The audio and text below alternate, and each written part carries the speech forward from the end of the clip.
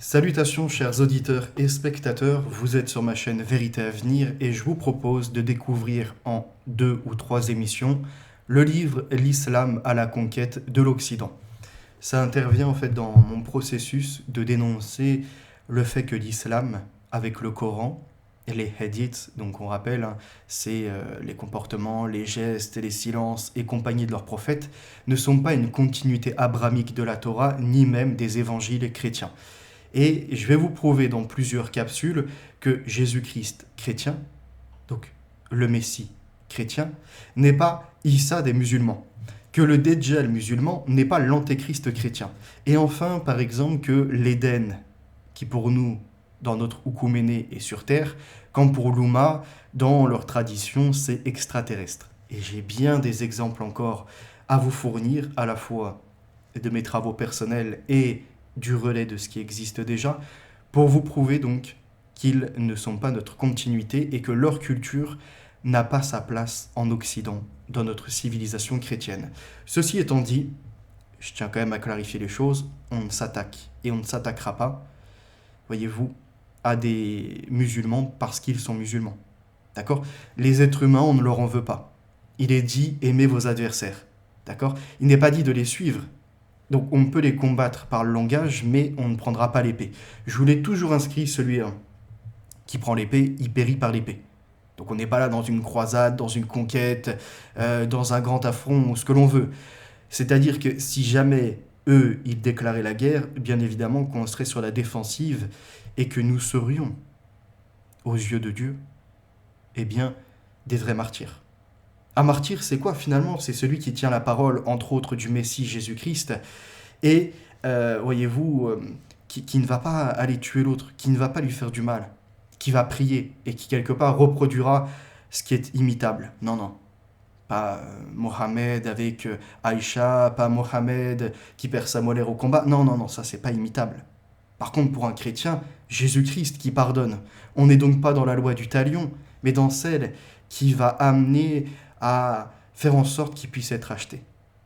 Alors, Jésus-Christ, quand il disait « Pardonne-leur mon Père, ils ne savent pas ce qu'ils font », lui, il le comprenait très bien dans sa dimension. On doit tenter d'être dans cette imitation. Encore une fois, c'est très compliqué parce que c'est vrai que l'actualité, les drames, les crimes, les délinquances, les gens qui parlent de nous coloniser et bien d'autres choses peuvent nous conduire à de la colère, à du rejet, à de la haine. Et pour autant, on doit envers les êtres humains faire preuve de bonté. Ne pas nous en détacher, voyez-vous, et les mettre comme si c'était des moins que rien. On doit en fait les ramener à la raison et ne pas nous soumettre à leurs dogmes. Donc il va falloir user, ni plus ni moins que de comportements qui peuvent être dignes. Et donc là, c'est un peu ce que je disais, notamment avec Veritas et compagnie, c'est que l'on va devoir travailler sur nos comportements, sur notre culture, nos connaissances, etc. Et qu'à partir de là, on va entamer des débats. D'accord ? Même s'ils ne veulent pas débattre, c'est pas grave. Vous publierez sur Internet des posts, sur les réseaux sociaux, des vidéos, des vocaux, peu importe, qui vont permettre de pousser cette démarche-là. Que même s'ils ne veulent pas y répondre, ils vont l'entendre. Et que ça sera à l'intérieur d'eux et qu'ils ne pourront pas dire auprès de Dieu, nous n'étions pas au courant. D'accord ? Donc on va exposer leur tromperie. Et à partir de là, on va ouvrir le débat, y compris dans vos familles. N'hésitez pas à en parler, que ce soit des athées, des chrétiens ou autres. Ouvrez la discussion et dites-leur, voilà, l'islam n'est pas la continuité abrahamique et pourquoi ce n'est pas la continuité. Et là, vous aurez plein d'exemples. Entre autres, déjà, ils disent que Jésus est nommé Issa, alors que nous, on sait qu'en araméen et compagnie, c'était Yeshua bar Eloi et Yeshua bar Yosef, mais ça, c'est un détail. Mais surtout, ils disent que c'est l'un des prophètes les plus importants, que c'est le Messie même, né de l'Immaculée Conception, mais on retrouve aucun enseignement de sa part. C'est-à-dire que l'homme qui est le plus parfait, puisque il n'est pas né du péché, il n'est pas né d'un rapport, on va dire, sexuel entre hommes et femmes. C'est le seul être humain, avec Adam au tout début, qui naît comme ça, qu'il soit et il est. Et on peut rajouter Ève en femme. Ce sont les seuls, en apparence humaine, qui ne sont pas nés de rapport. D'accord ? Donc, Adam et Ève, on sait très bien qu'ils ne sont pas vraiment à imiter. Ève a été tentée par le serpent, elle a croqué dans le fruit et finalement elle est condamnée. Donc Adam tout autant. Il nous reste maintenant une seule apparence humaine de lignée divine qui se présente et en effet qui est reconnue comme le Messie, c'est Jésus-Christ. Donc pourquoi vouloir imiter ce qui vient après lui? Surtout quand on apprend que Jésus-Christ, lui, ne s'est pas souillé. Il n'est pas pris de péché. Alors, la chrétienté invite à écouter les enseignements par les évangiles, les apôtres qui ont accompagné le Christ, de savoir comment il se comportait, ce qui nous, finalement, mettait comme message. L'unique, le vrai, respecter la loi du Père. Quand vous avez dans la continuité historique des gens qui arrivent après et qui disent « Ne dites plus trois, cessez. Vous les associateurs. » Et je vous le prouverai que quand ils parlent des associateurs, ils ne sont pas sur les polythéistes ou autres. Ils attaquent véritablement les chrétiens. Nous qui étions répandus sur cette zone, entre autres au niveau Moyen-Orient, Proche-Orient, nous étions là-bas, et ils se sont attaqués à la chrétienté. Regardez comment ça s'est passé après avec les régimes qui ont suivi pour aller coloniser par les traites arabo-musulmanes, etc., engager des corps armés et finalement entraîner les plus jeunes dedans, avoir également de la traite d'esclaves, de chrétiens. Voyez-vous, ils prenaient des jeunes chrétiens et ils les formataient pour les ramener à la guerre. Je vais vous le prouver dans les autres parties du livre, la traite arabo-musulmane, et vous allez donc vous apercevoir qu'ils ne sont pas du tout de l'ordre divin. Et pour finir mon raisonnement et commencer le livre de l'islam à la conquête de l'Occident, nous, on a le Christ, eux, ils disent bien, ils ont Mohammed, le dernier des prophètes. Et donc ils te disent que Isa, qui n'est en réalité pas Jésus, serait un prophète parmi tant d'autres. Mais que celui qui a imité, c'est le dernier. Alors autant vous dire qu'il faut apparemment refaire les mêmes comportements, avoir plusieurs femmes, polygamie, faire des guerres pour défendre ou non la religion, puisqu'il est dit, vous combattrez dans les sentiers d'Allah, etc. Il est dit finalement d'aller faire de la taqiyya, du mensonge, de la dissimulation, de la loi du talion, de la charia et compagnie, tout ce qui en fait implique ce dogme humain qui appartient à César, dont je vous ai déjà dit. Pile, c'est la synagogue de Satan, face, c'est la mosquée du faux prophète. Deux lignées en réalité des cornes, voyez-vous, de ce serpent ancien. Donc maintenant que vous comprenez ceci, et que je vais vous l'expliciter par les versets et les comparaisons entre nos dogmes, eh bien nous pouvons commencer l'islam et vous pouvez déjà liker, commenter, partager. Et je vous l'ai inscrit, moi je suis dans une grande ville et je ne crains pas pour ma vie. Faites-en de même, exposez-vous. Montrez-leur que, en fait, quand on est avec Christ, quand on est avec l'agneau, on ne craint rien. C'est-à-dire qu'il pourrait même venir nous décapiter, c'est pas un problème. C'est ça qui est fort. Voyez ? Parce qu'en fait, ils n'ont que la haine à revendre, que la violence. Et on le voit. Des gens qui débattent sur Internet se retrouvent menacés. Il y en a qui sortent des calages, d'autres leur disent qu'ils vont aller chez eux, faire du mal à leur famille, ou encore certains expliquent qu'ils vont aller leur casser la bouche, comme ça ils ne pourront plus parler. Ils ont peur en fait de quoi ? De notre parole. Parce que face à la vérité, leur mensonge ne triomphe pas. Cette fausse lumière, voyez-vous, comme celle qui sortirait d'un smartphone, n'est rien comparé à la vraie, celle qui finalement nous anime, celle qui permet la vie. Comprenez ceci. Merci pour vous, en tout cas votre attention, et on débute de suite à la page numéro 11. Il est dit avant, dans ce premier chapitre, on a l'affaire The Voice, on a Ménel, et en fait elle va chanter Alléluia. Sauf que la chanson Alléluia, déjà, elle rapporte un acte charnel dans cette musique. Et elle va être quand même pardonnée, malgré qu'elle a un foulard rouge par sa communauté. Pourquoi ? Eh bien, parce qu'elle a réussi, sur TF1, à faire un couplet en français et à inscrire un couplet en arabe. Et à se montrer avec un voile. Et à entraîner tout un, voyez-vous, un résultat où les gens se sont énervés parce qu'elle a été apparemment censurée du fait qu'elle disait que l'État français était un État terroriste. Donc elle n'a rien à faire en fait sur notre territoire. Et à la page numéro 11, malheureusement, l'opinion publique est passée complètement à côté du cœur de cette histoire. On fait, au fond, comme d'habitude, à chaque fois qu'une affaire touche à l'islam, on condamne tout ce qui peut de près ou de loin légitimer le terrorisme.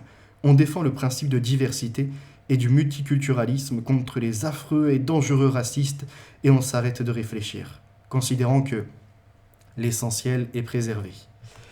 Et donc, que tout est réglé. On dira que cette seconde lecture relève du pur fantasme, de cette insupportable rhétorique du repli sur soi, du refus de la différence, de la peur du grand remplacement et à la fin du compte du refus définitif de tout dialogue avec l'islam. En un mot, de l'islamophobie ordinaire, du racisme courant. Je vous l'ai dit, on entend souvent islamophobie sans qu'ils nous le décrivent. C'est quoi? C'est une critique de l'islam, t'es islamophobe? Tu dis que l'islam n'est pas compatible avec la culture et le cultuel européen et en fait avec notre peuple résultat historico-biologico-spirituel. Donc t'es islamophobe, c'est quoi? À quel degré? Et alors, moi je leur répondrai. Vous qui nous traitez d'associateurs, sourate 9, verset 30, etc. Vous finalement qui appelez à nous combattre parce que l'on serait impureté, mécréant, koufar et compagnie. N'êtes-vous pas christianophobe? Parce qu'on vous entend souvent en fait être sur la défensive, vous plaçant en victime alors que c'est vous qui êtes bourreau. N'inversez pas les rôles. Vous ne trompez plus personne. C'est comme la gauche qui nous parlait, fut un temps qu'il n'y avait pas de remplacement de population. Et puis, au fur et à mesure, dans les stats, malheureusement, ça dit tout autre chose. Ce que l'on voit ne nous trompe pas. Et alors, ils ont voulu parler et détourner le sujet en disant, regardez, dans les métiers pénibles, en effet, on retrouve les étrangers surreprésentés. Mais ils n'ont pas fait les mêmes enquêtes statistiques ethniques pour, entre autres, les criminalités délinquances, pour les profiteurs d'aide.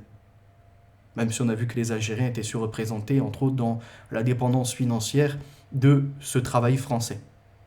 Et j'irai plus loin, rapidement sur la thématique de la colonisation par les ventres, comme le disaient certaines personnes. On en a d'ailleurs échangé avec Veritas. Qu'est-ce qui a été décidé en France? D'arrêter les tests de drépanocytose, qui permettaient de différencier les enfants totalement occidentaux de se métisser ou encore avec au moins un parent africain. Parce qu'ils se rendaient compte que les stats là allaient finalement démontrer qu'il y a un remplacement et qu'il y a une certaine volonté d'asservissement de la population européenne.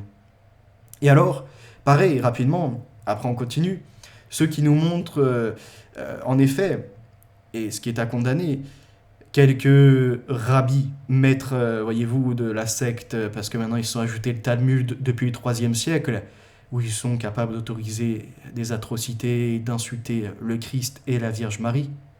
Donc là, je parle des Juifs, plus particulièrement après des sionistes. Et en effet, on a 3-4 vidéos qui circulent, où on en retrouve certains rabbins qui disent qu'ils vont nous faire nous affronter. Donc ça serait une volonté des Juifs de faire ça. On a quelques vidéos à condamner tout autant de certains qui ont craché sur des religieux, voire sur des religieuses.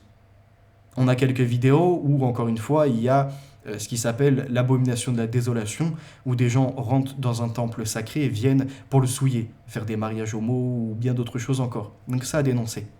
Ok. Maintenant, ça on peut le faire.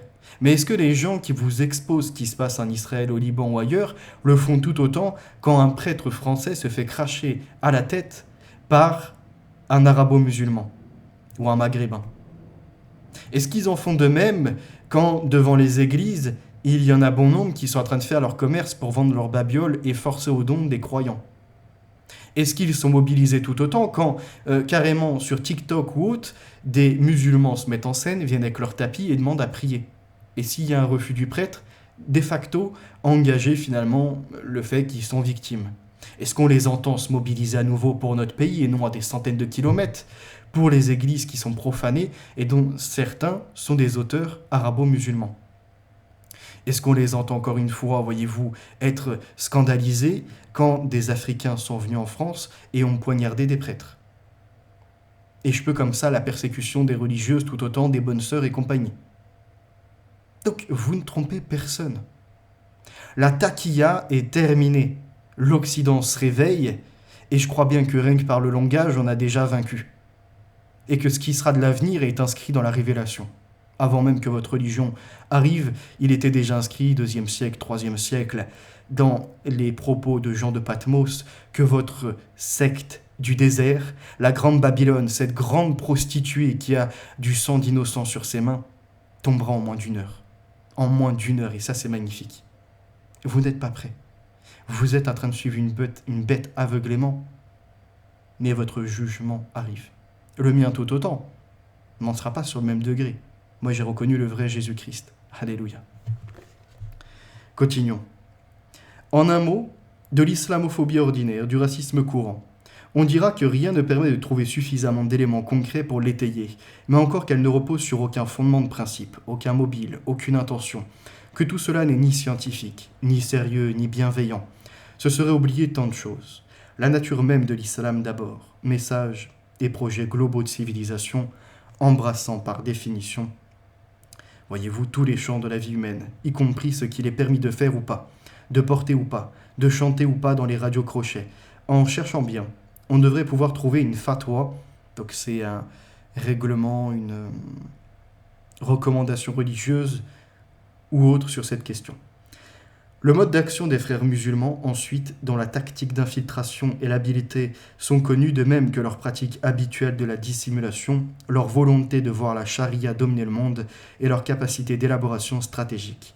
Et puis, la capacité et l'habitude des mêmes frères musulmans d'agir sur le champ symbolique, et une bonne connaissance de la façon dont les minorités peuvent agir et faire passer leur message, respecter et faire respecter leurs règles, ou au moins montrer publiquement à leurs congénères comment ces règles peuvent, voire doivent être respectées, et même dans un environnement réputé hostile. Enfin, la volonté de donner droit à un féminisme islamique, idée selon laquelle la véritable libération de la femme ne peut advenir que dans l'islam, celle qui la couvre de la tête aux pieds, parce qu'elle pourrait être une tentation pour tous les hommes. Cette même religion qui explique qu'une femme doit être asservie à son homme, et que l'homme par contre peut avoir 4 femmes. Et qui peut également divorcer. Cette même religion qui met la pression à la femme, sur différents domaines. Voyez-vous, on va se rendre à la page numéro 15. Malheureusement, on ne compte plus des faits divers qui, au-delà de l'étonnement, voire de l'émotion créée dans l'opinion publique française, accréditent également l'idée que, décidément, on accorde trop à l'islam dans notre pays. Les menus halal dans les cantines, les horaires réservés aux femmes dans certaines piscines, les aides publiques au financement de bâtiments destinés à abriter un centre culturel islamique au mépris de la loi, la tolérance fréquente à l'égard des prières de rue, le laxisme à l'égard des mosquées ou écoles coraniques qui ne sont pas en conformité avec les dispositions de la loi de 1905 et combien d'autres encore. On rappelle que quand ces descendants d'Africains majoritaires sont venus en France, voyez-vous, il y avait plusieurs repas à la cantine. Mais non, eux, il fallait que même en dehors de l'interdiction du porc, la viande soit halal. D'accord ? Donc ils ont commencé à faire leur filière. La plupart des restaurants après qui ont ouvert fast-food sont devenus halal. Les Quick, et peut-être même McDo par la suite, sont en transformation pour être halal. C'est-à-dire qu'en fait, ils viennent dans un territoire qui ne consommait pas ceci et imposent leurs coutumes alimentaires en disant, écoutez bien, que les chrétiens, en fait, ils n'ont pas d'interdiction de manger le halal, qu'en revanche, eux, dans leur tradition, il est interdit de manger du porc et tout ce qui n'est pas sacrifié au nom de leur Dieu. Sauf que c'est faux. En fait, nous, dans la religion chrétienne, si on ne le sait pas, c'est que si on met quelque chose dans l'assiette qui a été sacrifié pour Baal, pour Allah ou pour ce que vous voulez, qui en réalité, Allah n'est pas Dieu, hein, c'est Al-Illah, Dieu, c'est encore autre chose, voyez-vous, eh bien, si on ne le sait pas, on peut le manger.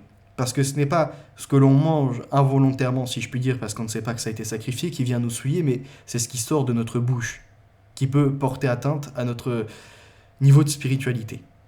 En revanche, il est dit, ne vous adonnez pas aux doctrines des Nicolaïtes. Et si vous savez que, par exemple, une bête a été sacrifiée au nom d'un autre dieu ou au nom d'un autre rite, eh bien à ce moment-là, quand vous êtes au courant, ne consommez pas. Donc, moi j'invite tous les chrétiens, et je vais vous faire une capsule sur ça, à délaisser les fast-foods, à mettre de côté tout ce qui est nourriture halal, et à dénoncer justement cette imposition du halal dans les cantines, dans les magasins, et un peu partout dans notre paysage occidental. N'allez pas dans leur boucherie, N'allez pas dans leur kebab. N'allez pas finalement, même en magasin, s'il y a une promo ou autre, consommer du halal ou du kasher. Ne faites pas ça. Parce que c'est des doctrines de nicolaïtes. D'accord? Et c'est très important de le savoir, ça. Il faut en fait, voyez-vous, comme ils ont payé un boycott par rapport à ce qui a été du financement d'Israël, ce qui est tout à fait entendable, après les génocides, crimes et compagnie contre l'humanité qui ont eu lieu. C'est entendable et défendable, mais faisons-en de même, voyez-vous.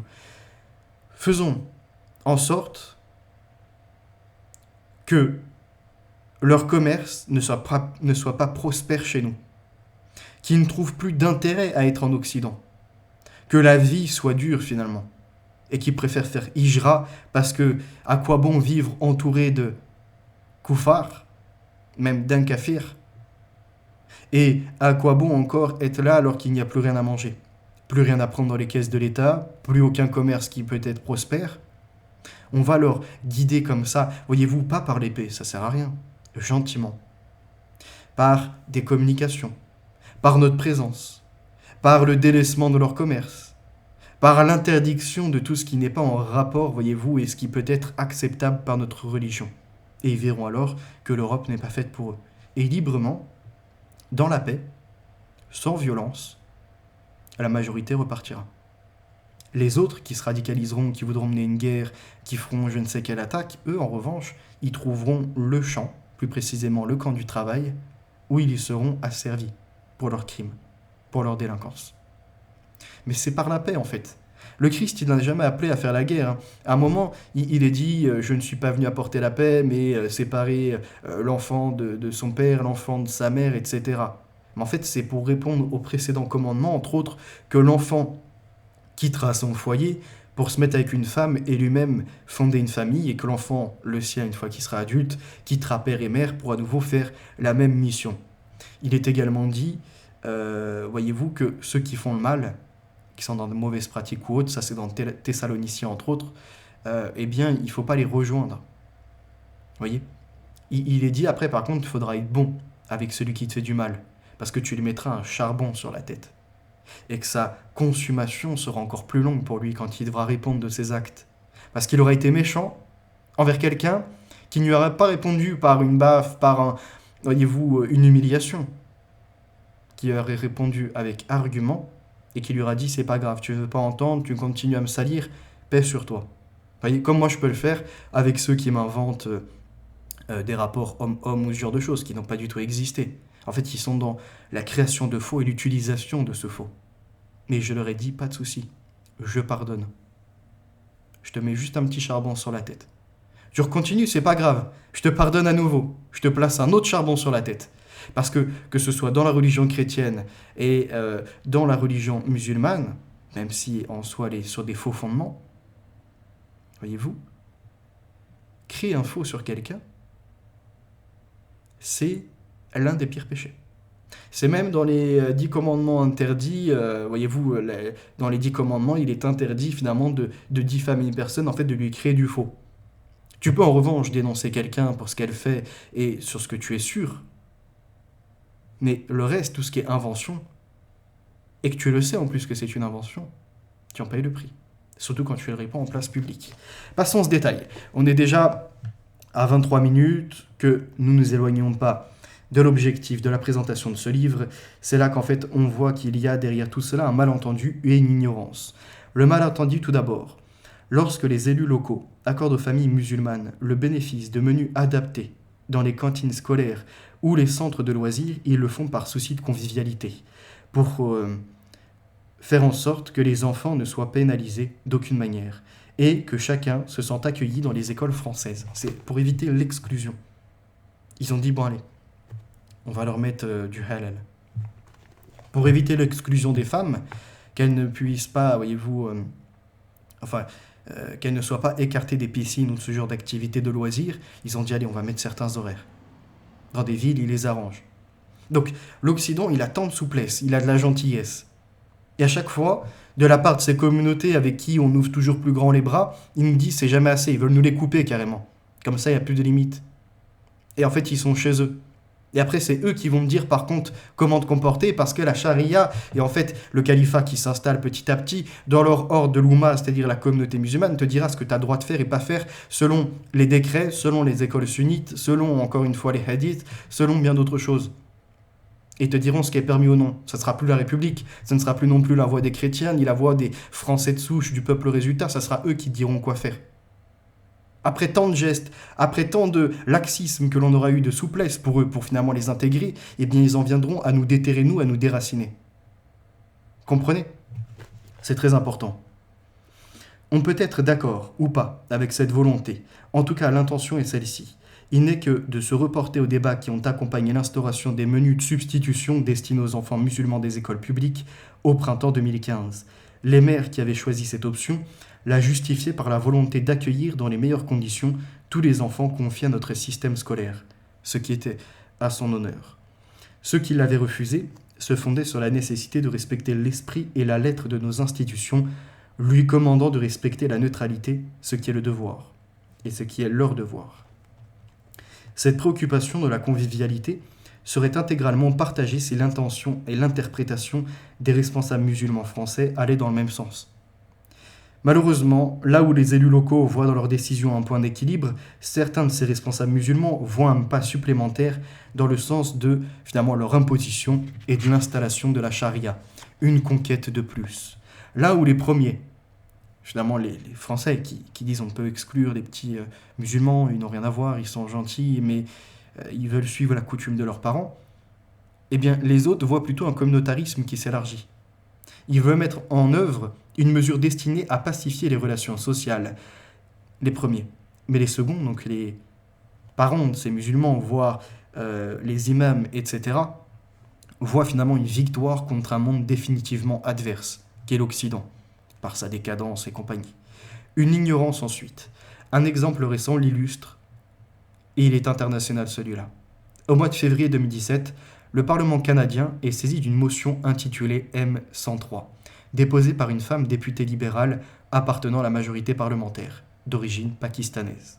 Donc, elle n'est pas canadienne, elle est émigrée au Canada et elle est devenue députée. Comme quoi, il n'y a pas de racisme systémique. Mais écoutez bien, elle dépose une motion intitulée M103, qui est déposée dans un climat tendu quelques jours après un attentat contre une mosquée du Québec, qui demandait au gouvernement de prendre tous les moyens pour lutter contre l'islamophobie et le dénigrement systématique de l'islam. Donc paix à l'âme quand même de ceux qui ont été touchés par un radicalisé, c'est important de le dire. Le journal Le Figaro a évoqué cet épisode dans un article intitulé, je cite, « Le Canada songe à interdire toute critique de l'islam », 21 février 2017. À la suite de l'adoption de cette motion par le Parlement canadien, la chaîne de télévision Al Jazeera, émettant depuis le Qatar, publiait quant à elle un article sur son site internet intitulé, je cite, « Le Canada adopte la motion M103 contre l'islamophobie ». Fin de citation. Le débat canadien s'est construit sur ces deux lectures antagonistes. Chez les opposants, une pétition a recueilli des dizaines de milliers de signatures au nom de la défense de la liberté d'expression.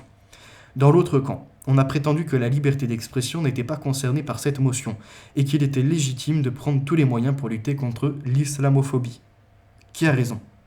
Les premiers ou les deuxièmes ? L'avenir le dira. En tout état de cause, nous voyons dans cet épisode de la vie politique canadienne une réplique des événements dont nous parlions plus haut, avec une nuance toutefois. Selon que l'on a en tête la volonté conquérante de l'islam ou que l'on ne la connaît pas, on interprète cette motion différemment. Personne ne peut dire si l'intention de l'auteur de cette motion s'intègre volontairement, consciemment dans une volonté plus large de conquête. En tout état de cause, une telle motion, quand bien même elle ne conduirait pas à restreindre à terme la liberté de critique des Canadiens sur l'islam, rendrait légitime la saisine du Parlement sur la protection de l'islam contre un certain nombre d'objections qui peuvent lui être faites, et donc limite de fait la liberté d'expression sur cette religion. Par ailleurs, on ne définit jamais dans ce texte ce qu'est l'islamophobie. D'ailleurs, le terme d'islamophobie n'est même jamais clairement défini nulle part en fait. Je cite, « De sorte qu'au terme de cette motion et dans un tel vide juridique, tout discours critique de l'islam pourrait être considéré comme un propos islamophobe, par conséquent passible des tribunaux. Quelle meilleure manière de faire finalement taire ses opposants ?» Fin de citation. Et c'est vrai que quand on débat avec les gens, moi j'ai déjà eu des débats qui pouvaient être houleux ou non, en tout cas même des fois on avançait des arguments, c'est intéressant, et on me disait islamophobe. Mais qu'est-ce que l'islamophobie finalement? C'est quoi? C'est une critique de l'islam? Il faut le dire. Et si c'est le cas, moi je vous fais finalement l'effet miroir en vous accusant de christianophobie. Et c'est-à-dire que sans même avoir parlé, juste rejoindre l'islam, c'est de la christianophobie. Là, je ne vous parle même pas de vos prises de position à côté, hein. Les musulmans, je n'ai pas d'aversion, je n'ai pas, voyez-vous, de haine ou autre contre les musulmans. Et preuve en est, hein, je peux échanger avec certains dans la réalité comme sur Internet, ce n'est pas un problème. Vous voyez, je suis pas là quand je débat avec eux avec un regard noir, une haine sur le visage ou autre, ou même être, voyez-vous, dans une situation crispée, pas du tout. Je suis détendu, j'expose mes arguments et vice-versa. Mais j'ai souvent vu, lorsque j'émettais des critiques, beaucoup de haine et de violence. Pour ceux qui se veulent en paix, c'est quand même bizarre. Allons à la page 18. Ensuite, il y a eu ce qui s'appelle le processus d'Istanbul. Cette idée inventée par l'Organisation de la coopération islamique, OCI, vise à interdire purement et simplement la critique envers l'islam et à inscrire cette interdiction dans les textes de droit international. Je cite, « Nous devons créer l'environnement nécessaire, favorable à l'interdiction de la diffamation des religions et l'incitation à la haine, à la violence et à la discrimination pour des motifs religieux », dit le texte de la résolution donc de l'OCI, Organisation de la coopération islamique. Comme suite à la résolution 16/18 du 24 mars 2011 de l'Assemblée générale de l'Organisation des Nations Unies contre l'intolérance fondée sur les religions ou convictions, l'OCI a réuni en juillet 2011 à Istanbul les représentants de plus de 20 pays dont les États-Unis ainsi que de l'Union européenne. Elle leur a proposé d'organiser des conférences internationales pour mettre en œuvre cette résolution dans les législations nationales, ce qu'ils ont accepté et appelé processus d'Istanbul. Cette volonté des États musulmans a rencontré un écho favorable aux États-Unis, où Hillary Clinton, quelques mois plus tard, donnait son accord pour que la première des réunions prévues par le processus se tienne sur le sol américain. Comme quoi, nous avons d'un côté ceux qui sont patriotes, qui défendent la chrétienté, qui essayent de rester avec leurs us et coutumes, et vous avez les pires criminels qui s'associent finalement à ces directives musulmanes de l'État islamique, enfin on va dire de la gouvernance islamique. Hillary Clinton, Barack Obama favorable aussi aux revendications des musulmans. On retrouve finalement la gauche, le socialisme, regardez en France. C'est-à-dire que ceux qui sont capables de faire les pires atrocités, et on en a une liste, voyez-vous, qui est trop épaisse pour tenir dans une pièce tellement il y a d'archives, c'est les gauchistes qui ont dit qu'ils étaient favorables à l'islam, mais qui dénoncent la chrétienté à longueur de temps. Les gauchistes qui parlent tout le temps de minorités soi-disant raciales, alors qu'il n'y a pas de race, c'est étrange quand même dans leur concept, et en fait qui veulent favoriser les autres aux nôtres, qui veulent nous faire porter une culpabilité, les mêmes qui vont travailler à nous enseigner l'esclavage dans la traite, voyez-vous, triangulaire, mais qui fera taire, en revanche, les barbaresques. Les esclaves des barbares, voyez-vous, des barbaraises, des arabo-musulmans, etc. Et bien d'autres choses encore que l'on peut mettre sur la table entre ceux qui trafiquent, voyez-vous, des représentants islamo-gauchistes que l'on retrouve dans les trafics de stupes. Et de bien d'autres affaires encore. Mais je ne vais pas aller plus loin. Je pense que vous avez compris à quoi je fais référence. Encore la même intention de dominer en réduisant son contradicteur au silence. Si nous voulions voir cette réalité par son aspect positif, nous dirions que les musulmans déploient leur énergie pour faire avancer leurs revendications en face d'un Occident iréniste et accueillant, non toutefois sans hypocrisie ni friction, soucieux de convivialité partagée et de faire de son mieux. Malheureusement, cette attitude n'est pas seulement iréniste et accueillante. Elle est bêtasse et dangereuse. Elle est ignorante tout simplement, mais de cette ignorance coupable que nourrissent ceux qui ont le devoir de s'informer et de savoir et ne le font pas. C'est malheureusement le cas de l'immense majorité des responsables politiques français qui ne comprennent pas le danger, l'incompatibilité et finalement voyez-vous, le côté inconcevable de faire société avec des gens qui nous détestent et qui se communautarisent, qui font ni plus ni moins que une séparation, un séparatisme d'avec l'État et d'avec les Français. C'est important de le comprendre. Page numéro 20. Deux ouvrages récents sont le signe de cette inquiétude croissante chez les Français. Celui de Philippe de Villiers et celui de Laurent Bouvet. Le premier décrit la manière dont petit à petit l'islam s'implante en France, en dépit des problèmes, tant théoriques que pratiques, que la civilisation islamique pose à la République française et à son mode de vie. Le second décrit la réalité et les causes de l'insécurité culturelle que ressent une majorité de Français désormais. Le plus surprenant n'est pas le succès de ces deux livres, mais plutôt la manière dont leurs détracteurs les ont accueillis. Par la même ritournelle du refus de la différence, de l'islamophobie et de la volonté de faire le jeu du Front National, devenu RN, argument anathème qui en principe dispense de toute explication celui qui l'emploie. Donc on t'accuse d'être extrême droite et dans tes revendications finalement d'être soi-disant un raciste, xénophobe ou ce que tu veux, t'es discriminé, t'es mis de côté. En fait, tu peux plus argumenter. Et ça, c'est la carte de l'ancien, comme on pourrait dire. Il y a une autre carte qui fonctionne. Tu dénonces donc l'islam, tu expliques toute leur histoire.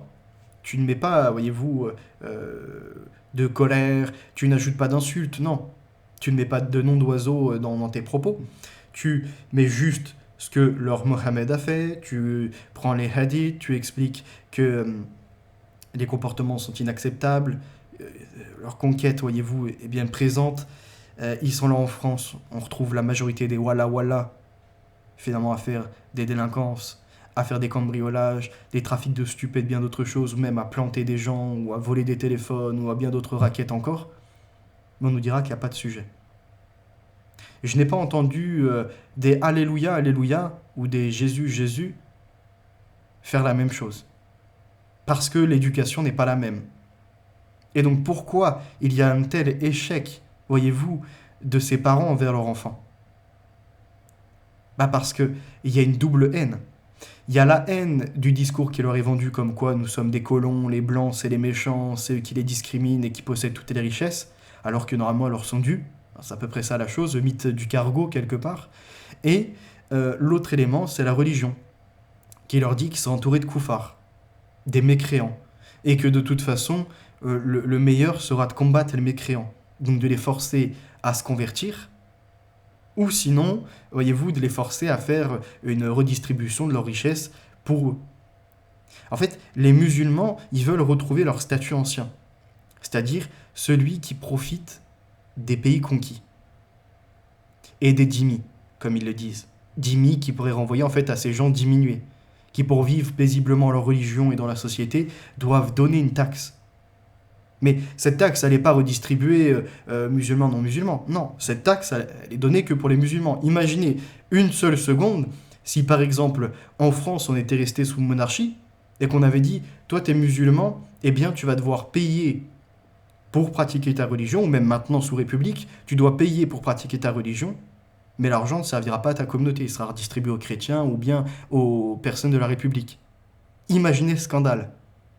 Eh bien, là, je vous dis que cette chose, elle existe. Et c'est l'islam qui la pratique, et qui invite à en faire, et qui attend qu'une seule chose, c'est qu'un califat se déclenche pour recommencer ces mêmes actions.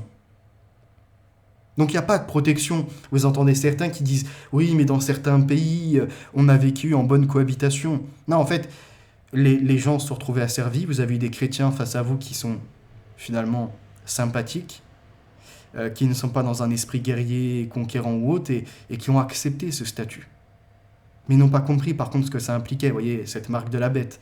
Nul ne peut acheter s'il n'a la marque de la bête. En gros, c'est ça, c'est soit tu es soumis à leur symbole d'un serpent avec un sceptre et une couronne, et tu reconnais leur Mohammed, celui qui a agressé une enfant qui a d'abord été la voir à 6 ans, 7 ans.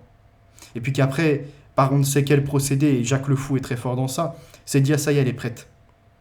Elle est prête, je peux passer dessus. Une enfant qui n'était pas alphabétisée, hein. On est dans des époques reculées.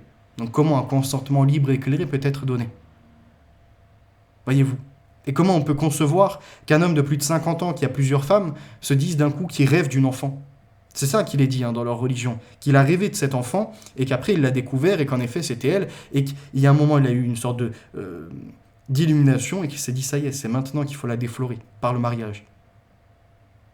Voyez-vous un peu. Et qu'il trouve aujourd'hui, à l'heure actuelle, des défenseurs en disant oui, mais en fait, il y a la ménarche. C'est-à-dire qu'il y a un moment où la nature, elle permet une reproduction. Donc, si elle le permet, eh bien, des vieux peuvent finalement accéder à ces jeunes, faire un mariage, un contrat et passer dessus.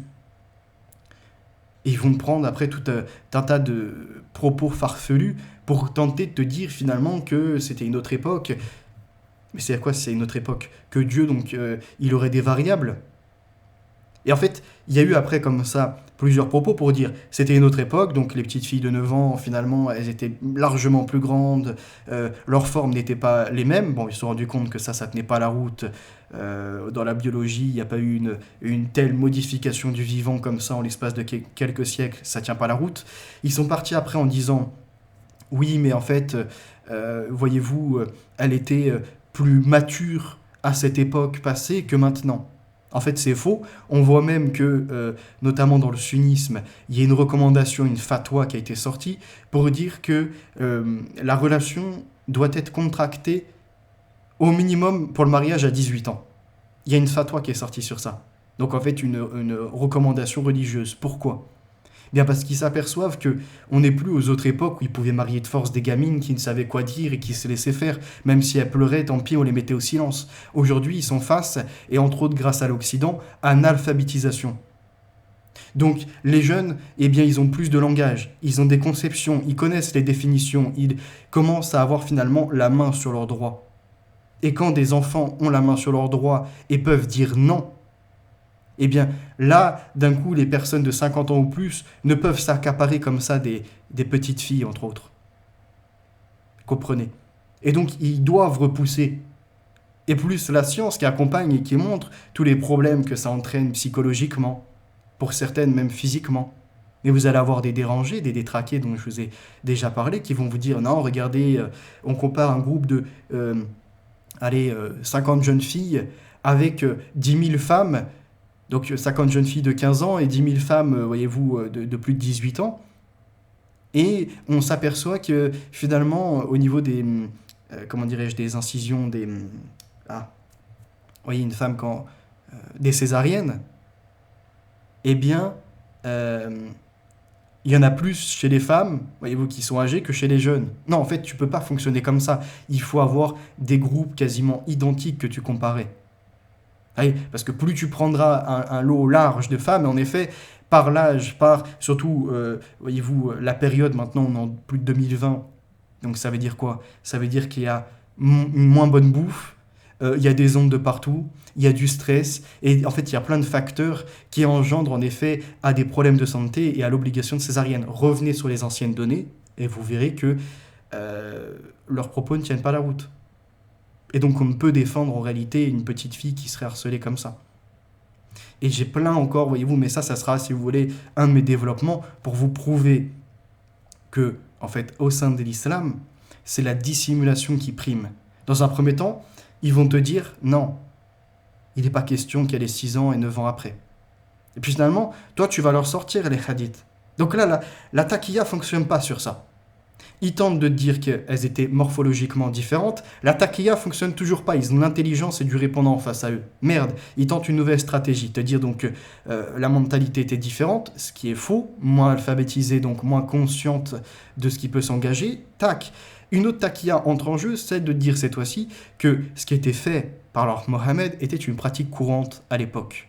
Or, dans leurs propos, ils s'appuient sur, par exemple, la somme théologique de saint Thomas d'Aquin. Ils vont également s'en remettre à certains écrits canoniques qui, rappelons-le, n'autorisent jamais le mariage de quelqu'un de plus de 50 ans avec une petite fille de 6 ans, 9 ans, etc. Alors ils vont te dire, je vais juste terminer sur ça, Isaac et Rebecca. Ils vont te dire, non, on ne dit pas qu'elle a 3 ans. Bah pourquoi tu me le sors ? Je m'en fous des Talmudistes pour le moment. Eux, ils ont leur règne de la synagogue de Satan. Là, on est en débat, entre guillemets, chrétien et musulman. Donc pourquoi tu viens me mettre 3 ans ? Pour en fait avoir un argument et dire que toi tu dis pas 3 ans, tu dirais 10 ans. Non, il est dit que c'est une jeune fille, primo, que Isaac a 40 ans, mais surtout, dans la religion chrétienne, on sait que le fait de, voyez-vous, s'accoupler, faire le coït, c'est mal vu, entre guillemets. Ça doit être limité.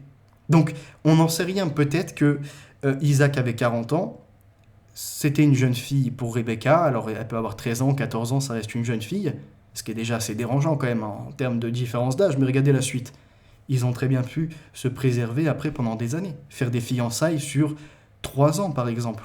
Ce qui l'amènerait du coup au moment où elle fait son acte, voyez-vous, où elle fait finalement le mariage, c'est-à-dire l'accomplissement par le lit conjugal, eh bien elle passerait de 13 ans plus 3 à 16.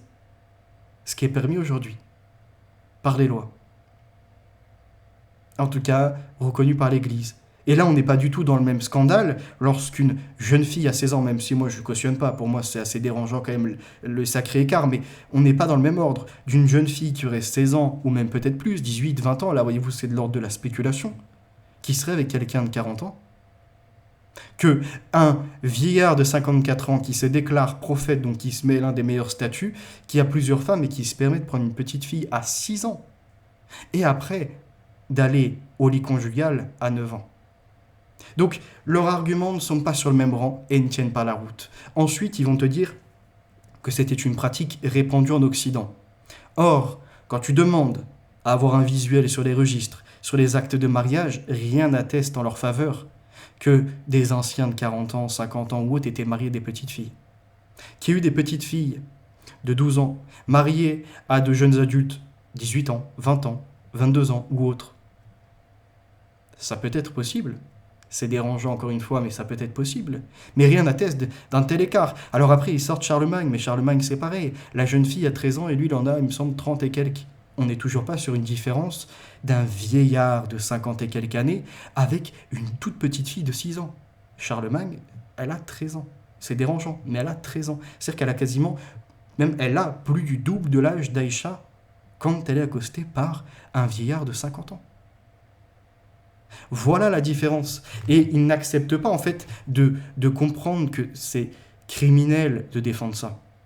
Même les fatwas aujourd'hui vont contre leurs prophètes. Vous comprenez ? C'est-à-dire que leur dogme, il s'effondre sur lui-même. Il n'a aucun fondement, on va dire, pieux, valide. Ils veulent par contre nous imposer leur perversion. Et donc, lorsque l'on vient à dénoncer, entre autres, cette pratique, parce que ce n'est pas la seule, leur seule possibilité, c'est de tenter de t'intimider. Alors, vous savez ce qu'ils vont dire, qu'ils vont vous retrouver, qu'ils ont votre adresse, qu'ils vont vous casser la tête, qu'ils vont vous envoyer des personnes. Et il y a des gens, moi, qui m'ont déjà envoyé, qui me recherchaient, etc. Je leur ai dit, je suis sur Nantes. Parce qu'en fait, ils peuvent venir à 5, à 10, etc. Peut-être que mon visage ne sera plus le même. Mais c'est pas grave, alléluia, je suis déjà vainqueur. Je lui ai déjà dit. C'est comme si quelqu'un venait m'ôter la vie, il pense comme ça qu'il a gagné, en fait non. Ma parole, elle continue. En fait, il n'a jamais eu gain de cause sur ma parole. Il a eu seulement, voyez-vous, une sorte de victoire éphémère sur mon corps. Mais sur ce que je suis, esprit, âme, et en fait ce qu'est la métaphysique des êtres humains, il n'a pas le dessus. Et c'est là que ça leur fait mal quand tu leur expliques par A plus B des arguments, voyez-vous, un beau raisonnement, qu'ils n'auront pas gain de cause face à la beauté du Christ et à sa communauté l'Oukoumene. Alléluia. Regardez la suite.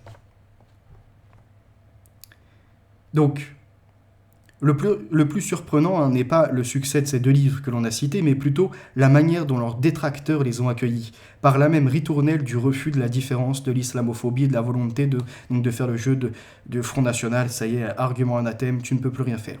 Ces 2 ouvrages auraient dû provoquer de larges débats dans l'opinion et chez les responsables politiques. Il n'en a rien été. La pesanteur de la pensée unique interdit, elle tente de le faire au moins, de s'interroger en vérité sur ces sujets. Les Français n'en ressentent pas moins une terrible gêne à l'égard de l'islam, tout en étant par ailleurs le plus souvent bienveillants envers les musulmans. Et c'est très bien ainsi. Cette gêne est la forme retenue du sentiment d'être agressé, dépossédé, contraint par la volonté brutale qui s'impose à eux et qui vise à remplacer leurs règles et modes de vie par des modes et règles incompatibles avec leur histoire et leur tradition. Ce que je vous disais, ils ne sont pas, voyez-vous, nos égaux. En humain, oui, en culture, non, en cultuel, encore moins. Avec leur culture au fond. La question n'est pas de savoir si ces sentiments, si ces craintes sont aimables, bien élevés, légitimes ou pas. Elle est de savoir s'ils sont fondés au niveau de ces problèmes. Cependant, il reste notre habitude collective de refuser d'examiner les faits que nous avons sous les yeux. Le danger n'est pas constitué par ceux qui publient des livres et alertent. Il est constitué par notre renoncement collectif, ou au moins celui de la plupart de nos élites, à étudier, critiquer, en dehors de tout préjugé ou de toute conclusion préfabriquée. Personne ne peut, définitivement et sans examen, considérer l'islam comme adversaire de l'Occident.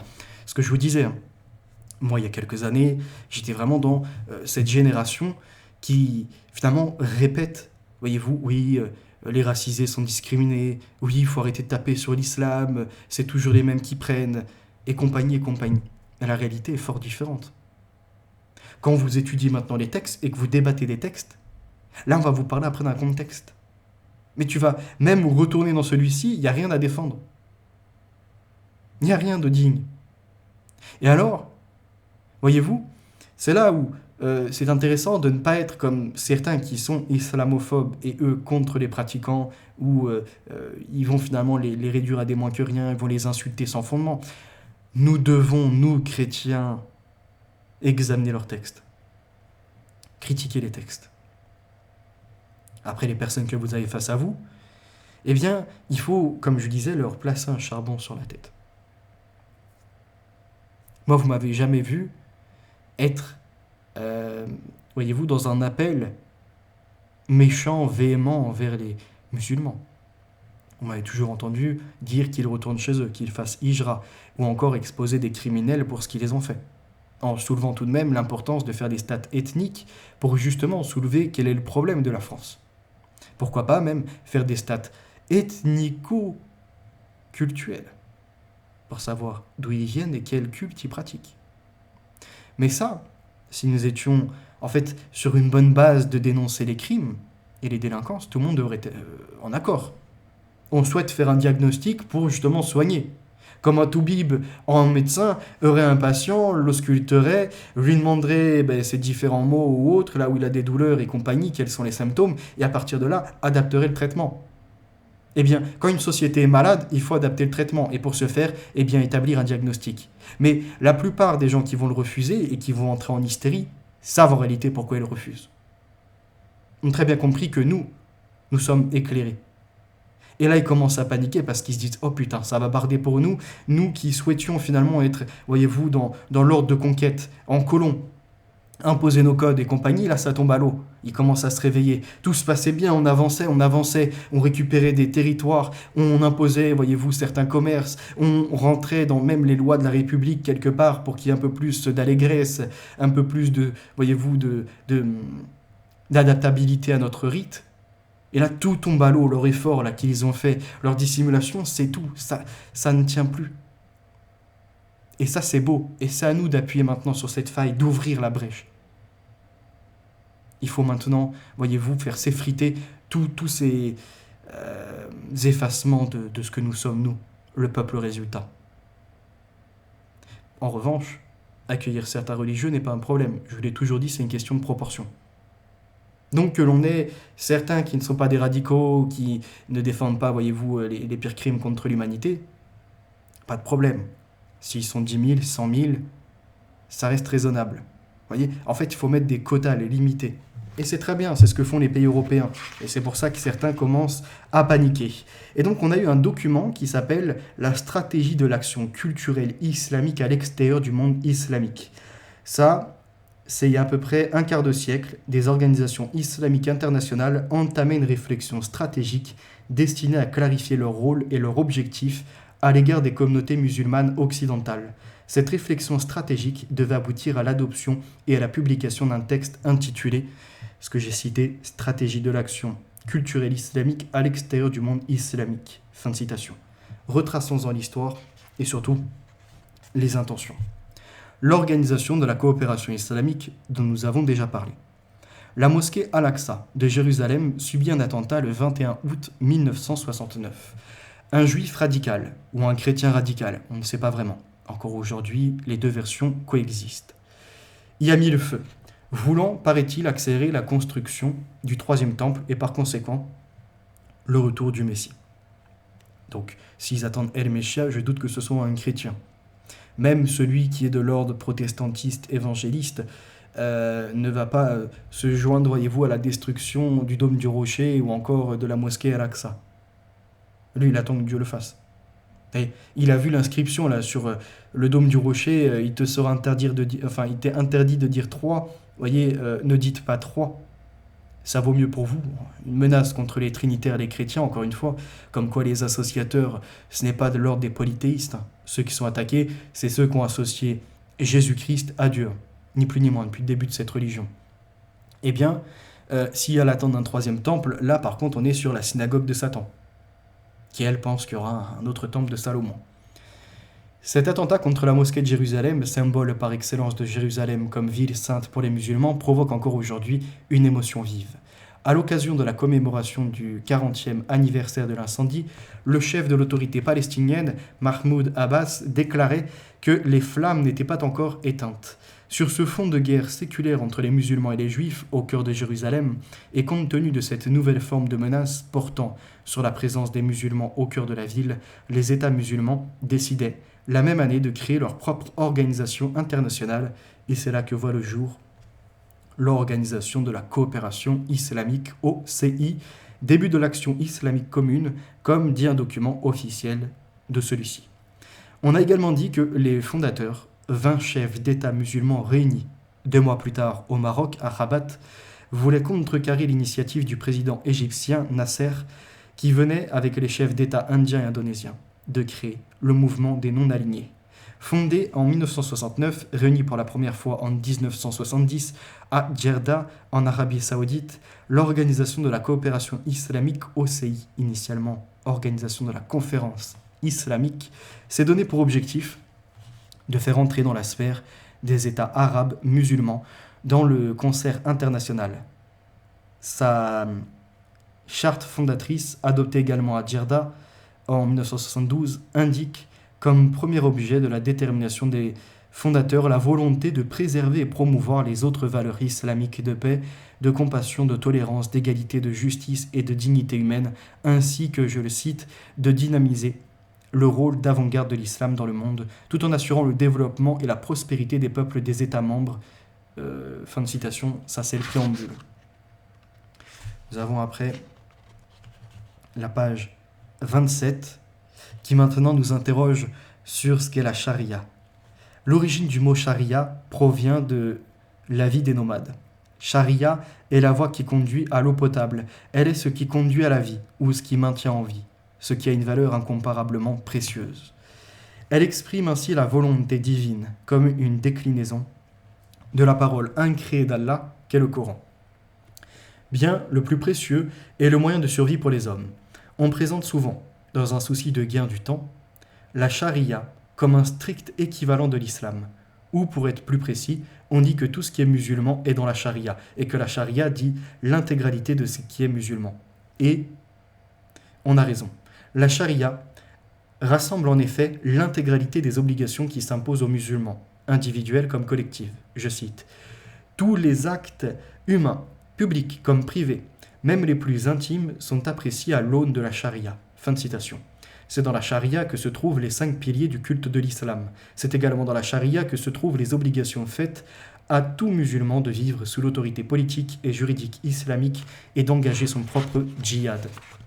Donc, guerre sainte, 2 possibilités. Ceux qui s'entraînent dans les sentiers d'Allah, entre guillemets, combattent avec l'épée, et le djihad, le combat contre soi-même pour devenir meilleur. Il y a 2 notions. Selon les contextes, selon apparemment les périodes de l'histoire. Enfin, encore une fois, Takia. Sans doute son caractère rugueux, tout autant que la brutalité avec laquelle on applique dans la plupart des musulmans, ou tout au moins en ce qui nous est transcrit en Occident, nous conduit à considérer la charia comme une sorte de bloc monolithique, composé d'un ensemble de règles invitant à respecter formellement des comportements qui briment les libertés individuelles.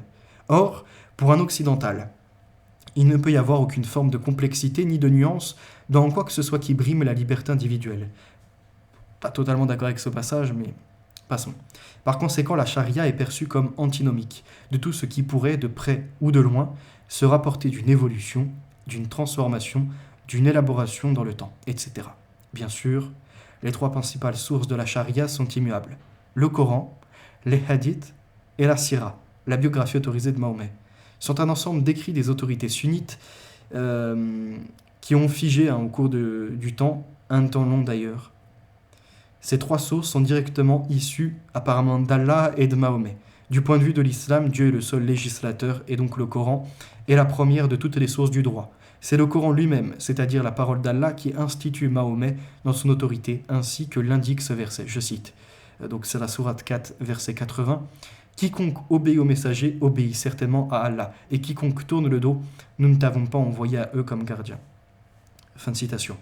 C'est parce qu'il détient cette autorité que le recueil des paroles et des actes de Mahomet, en fait les hadiths, qui constituent la sunna, la tradition, fournit à tous les musulmans matière à imiter leurs prophètes dans les actes de la vie quotidienne. Donc la sunna qui s'en remet aux hadiths, qui, les hadiths, on le rappelle, sont en fait la retransmission des faits, gestes, paroles, silences, etc. de leurs prophètes, mène le musulman à vouloir imiter celui-ci. Exemple, quand il se rend à la Mecque et qu'il y a donc la circumambulation autour de la pierre, voyez-vous, du veau d'or, hein, enfin la pierre de pourpre et d'écarlate, eh bien, il va l'embrasser. Et donc, les musulmans, quand ils y vont là-bas, ils tentent de la toucher ou bien de l'embrasser comme l'avait fait leur prophète.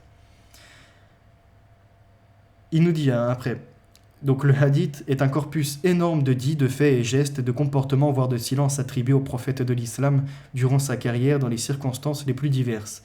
Chacun de ces éléments distincts, dits, faits, gestes, etc., est appelé un hadith. On désigne également cet ensemble sous le nom de la sunna, en y incluant aussi les traditions émanant initialement des compagnons de Mahomet les plus éminents. Le terme de sunna correspond d'assez près au mot grec ethos, coutume, usage, pratique normative, car la tradition islamique insiste sur le caractère normatif et exemplaire des dits, faits et gestes attribués au prophète. Fin de citation. Donc, comment pourrait-on en désuétude le fait de, par exemple, fouetter, je sais pas, les femmes adultères, couper la main des voleurs, faire la guerre aux koufars, être dans la dissimulation face à ses associateurs, et bien d'autres choses encore, dont ces actes avec la petite Aïcha. Il est où le Bismillah déjà qui disait? C'était Atala, je crois, hein. Il disait au combat, là, quand ça va être difficile, il dit Bismillah, les anges vont descendre. Ça, c'est dans le Siyar. Et lui, au moment où il est dans une bataille, tout le monde se fait quasiment massacrer, y compris lui, il prend un coup. C'est pour ça qu'on ne peut pas le représenter. Hein. C'est pas quelqu'un au visage qui serait parfait et qui ramènerait une bonté. Non, c'est un visage guerrier. Et donc il est marqué, il perd une molaire. Mais il est où son bismillah pour être protégé? Lui, dans la tente aussi, qui panique. Il est là, au lieu de dire bismillah, que des anges descendent ou que d'autres anges messagers lui disent qui c'est, il est là, paniqué. Qui est-ce? Et là, l'autre, il lui dit c'est ton garde. Je suis venu en tout cas monter la garde à ta tente. Ça, c'est dans le Siyar, hein, je vous l'ai lu. Comme quoi, il n'est vraiment pas divin. La biographie de Mahomet, la Sira, ne jouit pas d'un statut juridique aussi puissant que le Coran et la Sunna. Pour autant, elle est également une source dans laquelle la charia puise ses références et son inspiration. Mais le Coran, la Sunna et la Sira ne disent pas tout. Il est nécessaire de leur adjoindre un complément, qui soit à la fois adapté à la vie quotidienne des fidèles, en même temps que conforme aux prescriptions du Coran et aux dires de Mohammed. Toutefois, dans l'esprit de l'islam, compléter ce qui manque de concret au texte canonique n'indique pas que les hommes auraient le droit de prendre quelque initiative législative que ce soit. Allah demeure le législateur suprême, la seule autorité légitime pour donner des lois aux hommes. Reste donc aux hommes la seule possibilité d'interpréter les textes sacrés, c'est-à-dire en décliner les conséquences en adoptant le point de vue qui leur paraît le plus juste. Ainsi sont nées 4 écoles juridiques, 4 manières de dire le droit concret. Ces écoles ne sont pas 4 écoles d'interprétation théologique, ce sont d'une certaine manière des écoles d'application comme les différentes manières possibles d'assembler un puzzle et non pas comme les différents commentaires que l'on pourrait faire de l'image du puzzle. Elles se distinguent non pas par des nuances sur le fond, mais par le choix de méthodes qu'elles opèrent en vue d'écrire la loi. Par exemple, l'une d'entre elles préfère favoriser une lecture littérale des textes pour écrire le droit. C'est l'école hanbalite, dans laquelle s'est enraciné le mouvement wahhabite, tristement célèbre aujourd'hui. Alors que d'autres, tout en respectant l'esprit des textes, mettent l'accent sur l'intérêt général de la communauté ou acceptent l'idée d'une lecture plus libérale. Tout cela invite à constater qu'en dépit du caractère intangible et même ininterprétable du Coran, la charia est plus diverse que l'impression qu'on pourrait en avoir. La raison est qu'elle relève bien alors d'une législation au cas par cas que d'une tentative de codification à l'occidentale. C'est ce qui explique qu'en de nombreux domaines, le mariage, la loi pénale et les châtiments corporels, etc., les lois varient d'un pays à l'autre. Par exemple, tous les pays ne menacent pas forcément de la peine de mort les musulmans qui abandonnent l'islam, en fait, et les apostats. Mais tous les pays l'interdisent et le punissent. La polygamie est traitée différemment d'un pays musulman à l'autre. Mais pour autant, au-delà de cette pluralité, c'est bel et bien le Coran et la Sunna qui demeurent, quoi qu'il arrive, le cadre de la loi islamique, la charia. Alors après, tac, on est à la page numéro 30, je vais à la page 38.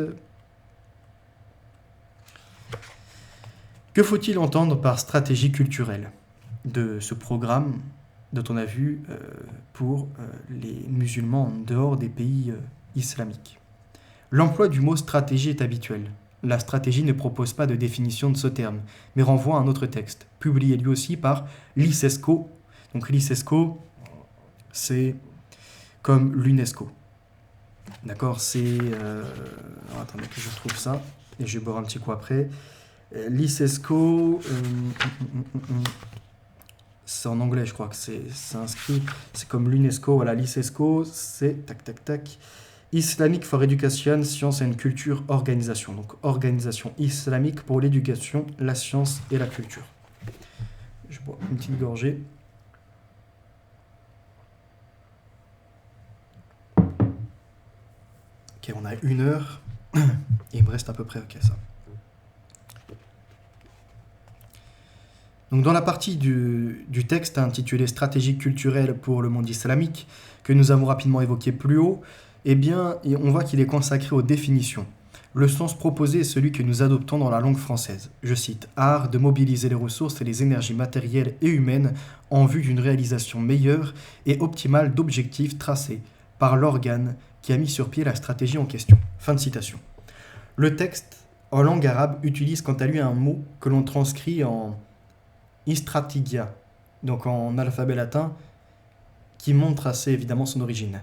La notion de culture renvoie elle aussi à un usage habituel, même si la connotation qui lui est assignée dans la stratégie renvoie bien davantage à la dimension anthropologique de la culture qu'à sa dimension de connaissance ou de loisir. Je cite. La culture est un cadre de comportement que les individus inventent et que les sociétés adoptent si bien qu'elle devient une identité par laquelle se différencient les sociétés, même si certaines d'entre elles se trouvent en avoir en commun quelques composantes. Prise dans ce concept, la culture forge la personnalité de l'homme et oriente ses styles de vie. Fin de citation. Donc, le mot culture qu'ils ont utilisé est en fait associé à identité et finalement renvoie à un concept ni plus ni moins que historico-spirituel.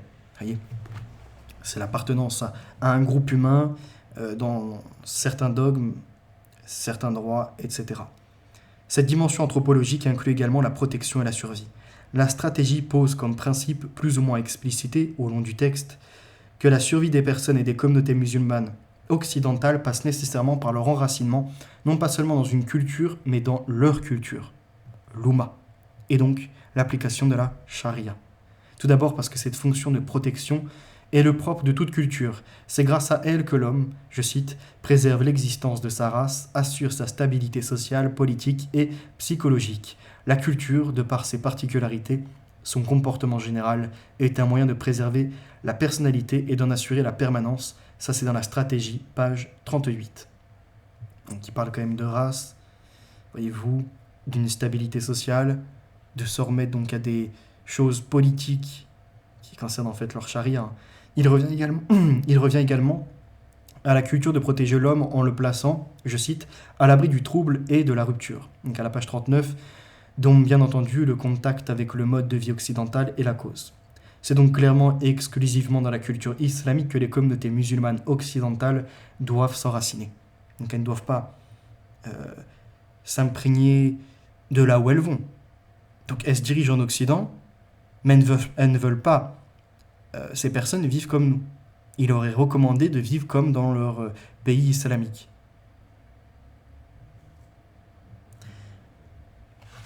Après, il y a bien des choses encore qui sont inscrites, mais on va à la page 41 pour savoir à peu près ce que contient la stratégie.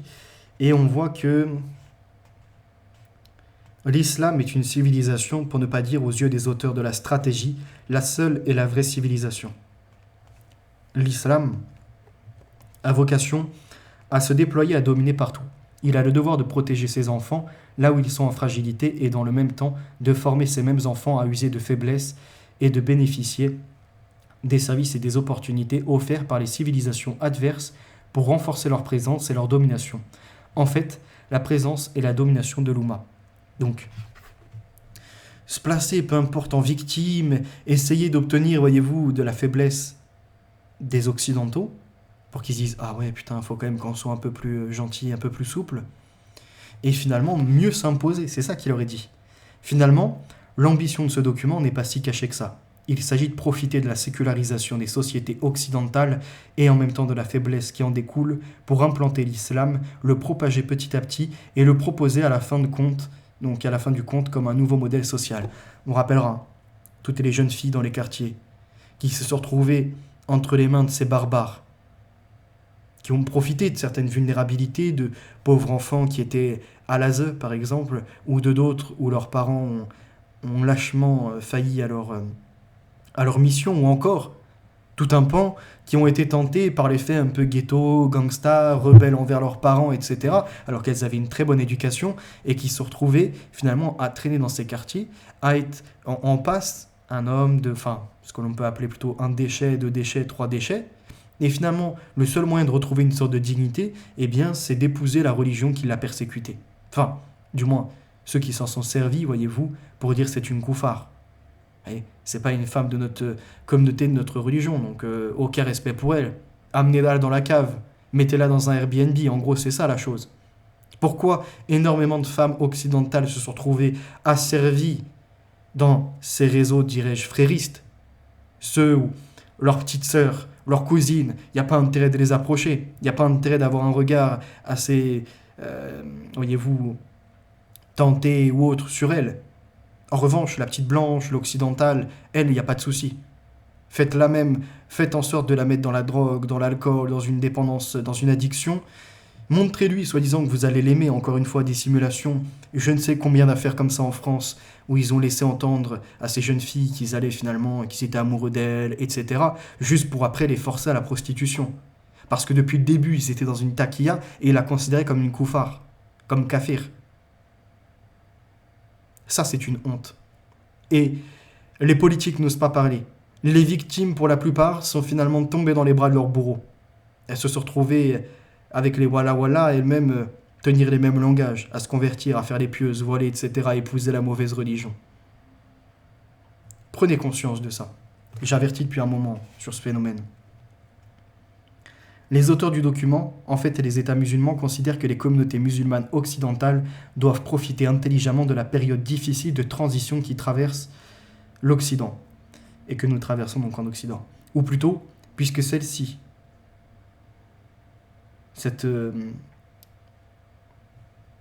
voyez-vous, région du monde, en fait, l'Occident, est sorti du christianisme sans avoir trouvé une colonne vertébrale de substitution, et il est nécessaire d'en profiter pour faire de l'islam le nouvel horizon de l'Occident. Et je rappellerai que dans certains mouvements illuministes, on retrouvait des gens qui étaient intéressés par l'islam. Que Adolf Hitler était contre la chrétienté, mais plus intéressé par l'islam, du fait de leur dureté, des châtiments qu'ils peuvent proposer par la charia, etc., qui s'était donc rendu même voir le grand moufti pour échanger avec lui sur le sort des juifs. Que finalement, tout ce qui a transformé l'Occident, on va dire, ces 3-4 derniers siècles, sont en faveur de l'islam.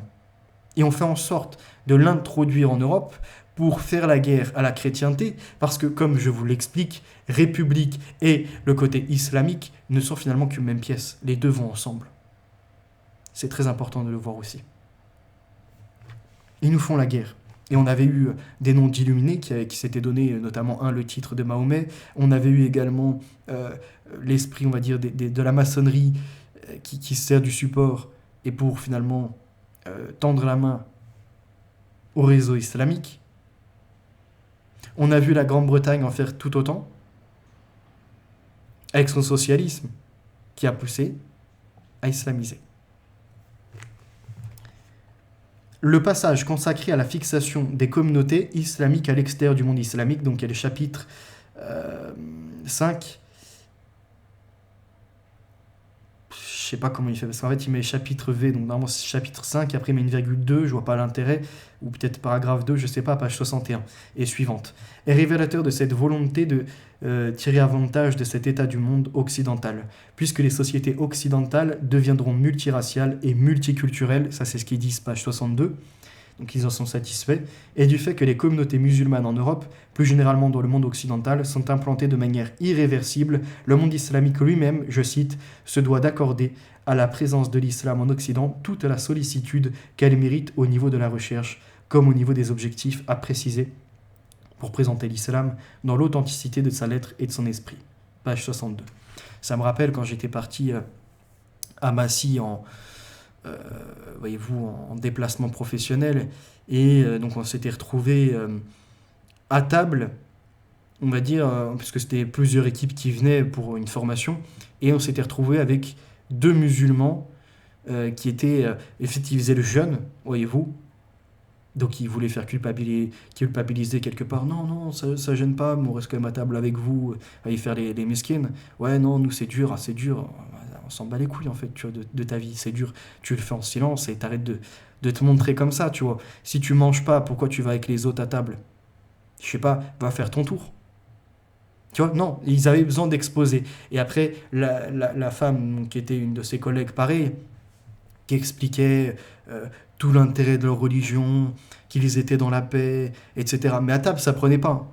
La plupart, même de ceux qui étaient formateurs, ils étaient là, ouais, bon, on peut parler peut-être d'autre chose. Voyez, ça prenait pas. Et la femme, elle réinsistait, non, mais tu sais, l'islam, ça. En fait, elle voulait en faire la promotion. Voyez, et en même temps, dénigrer la chrétienté. Parce qu'elle disait, oui, c'est vrai que les chrétiens aujourd'hui, eux, comparés à nous, ils connaissent pas trop leur religion, on leur demande des renseignements, par exemple, sur certaines périodes, qu'est-ce que la Pâque, etc., ils ne savent pas y répondre. Moi, j'ai rigolé, tu vois. J'étais en mode, ah oui, on est face à des gens perdus. Mais néanmoins, une fois la pause arrivée, après, on a été amené déjeuner, on était repartis, etc., moi, je leur ai dit, en fait, que c'est une fausse religion. Voyez, et là, moi j'aurais dit en fait, Christ est fils de Dieu. Et on a eu un petit débat comme ça pendant 2-3 minutes. Bon, après c'est resté cordial, hein. Mais voilà, on voyait déjà le grand remplacement avec devant le bâtiment la mosquée, je crois que c'était un vendredi, un truc comme ça, rempli de monde. Tu voyais déjà le changement de paysage. Enfin bon. Le passage donc consacré à la fixation des communautés, hein, c'est ce que l'on a vu, et en fait il est donc primordial de tirer avantage de cette nouvelle position de l'islam en Occident, non seulement parce que la période est favorable, mais encore parce que le fond du discours de l'islam authentique est parfaitement recevable. 42, allez on va à la page 49, hop. Maintenant leur objectif c'est donc protéger la communauté des croyants, l'Oumma, et certainement face aux méchants occidentaux. L'ISESCO a décidé de mettre en place un cadre référentiel de l'action culturelle à l'extérieur du monde islamique en vue de protéger les musulmans installés en Occident contre, je cite, la dilution culturelle et la perte de l'identité islamique, à la page numéro 7 de leur document. Donc, Ils font un forcing auprès des musulmans en France et même en Occident pour leur dire attention, commencez pas à vous mélanger avec eux parce que là, ça va mal aller, vous êtes en train de vous diluer. Formez des blocs à l'intérieur et étendez-vous, et reformez un bloc, et étendez-vous, et reformez un bloc, et remplacez-les. C'est à peu près ça l'objectif. Mais après, on va nous dire non, il n'y a pas de sujet. L'Oumma n'est pas qu'une unité informelle ou un vague sentiment d'appartenance. Elle est presque comme une personne qu'il faudrait protéger, considérer comme vivante. Elle est dotée d'une puissance presque invisible. Elle est présente, en particulier par la pression sociale qu'elle exerce à chaque moment, même lorsque les musulmans n'en ont pas forcément conscience. Ces différents aspects apparaissent dans la racine du mot Oumma. Ce mot a pour racine le mot U-M-M, qui renvoie à la notion d'origine et donne le mot mère. Mais la langue arabe emploie ces racines pour indiquer que l'alcool est la cause des turpitudes et elle emploie le mot pour le dire. Dans le Coran, Abraham, révéré par les musulmans comme un prophète et le premier monothéiste, est appelé guide et tenu pour un exemple de très haute valeur. Je cite, « Abraham était un guide de l'Oumma, parfait. Il était soumis à Allah, voué exclusivement à lui, et il n'était point du nombre des associateurs. » Je crois que c'est la sourate 16, verset 120. Ce mot « Oumma » que le français traduit par communauté dit finalement bien d'autres choses, en particulier cette dimension d'origine, qui indique que l'Oumma est bien davantage qu'un rassemblement de personnes unies par la même conception de ceux qui croient que Dieu est un, qu'il s'appelle Allah, que Mahomet est son prophète. C'est également un déterminant de l'existence pour les musulmans, tant pour leur personne que pour leur vie de tous les jours. L'Oumma, comme matrice des musulmans, trouve ses racines d'abord dans la vie. Dans la vie quotidienne des tribus du 7e siècle de notre ère, unique expérience de vie politique des hommes de ces temps et de ces lieux. Elle figure également dans la constitution de Médine, comme le mode normal de vie des croyants. L'Oumma et sa légitimité s'enracinent également dans le Coran.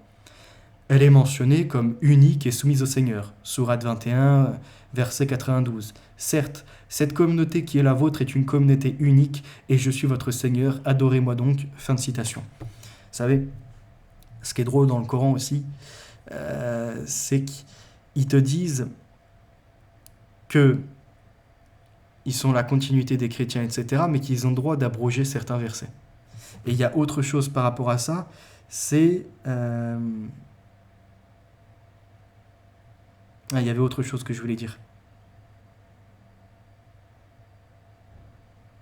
Je vais vous le retrouver. De toute façon, ça interviendra dans la vidéo Issa n'est pas Jésus-Christ. Je vais vous remettre certains passages assez risibles, en fait, de leur contradiction, tu vois.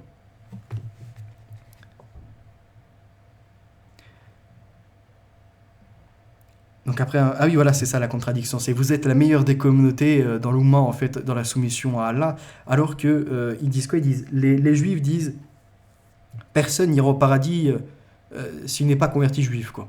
Les chrétiens disent, personne n'ira au paradis s'il n'est pas chrétien.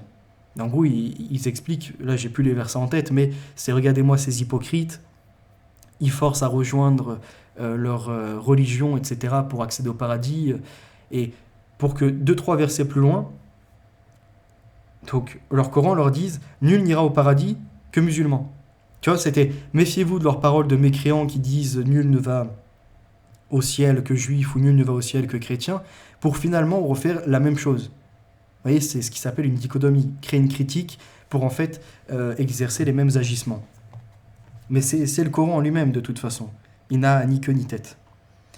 Page 63. Allez, on avance un peu. Contrer l'influence néfaste de la civilisation occidentale.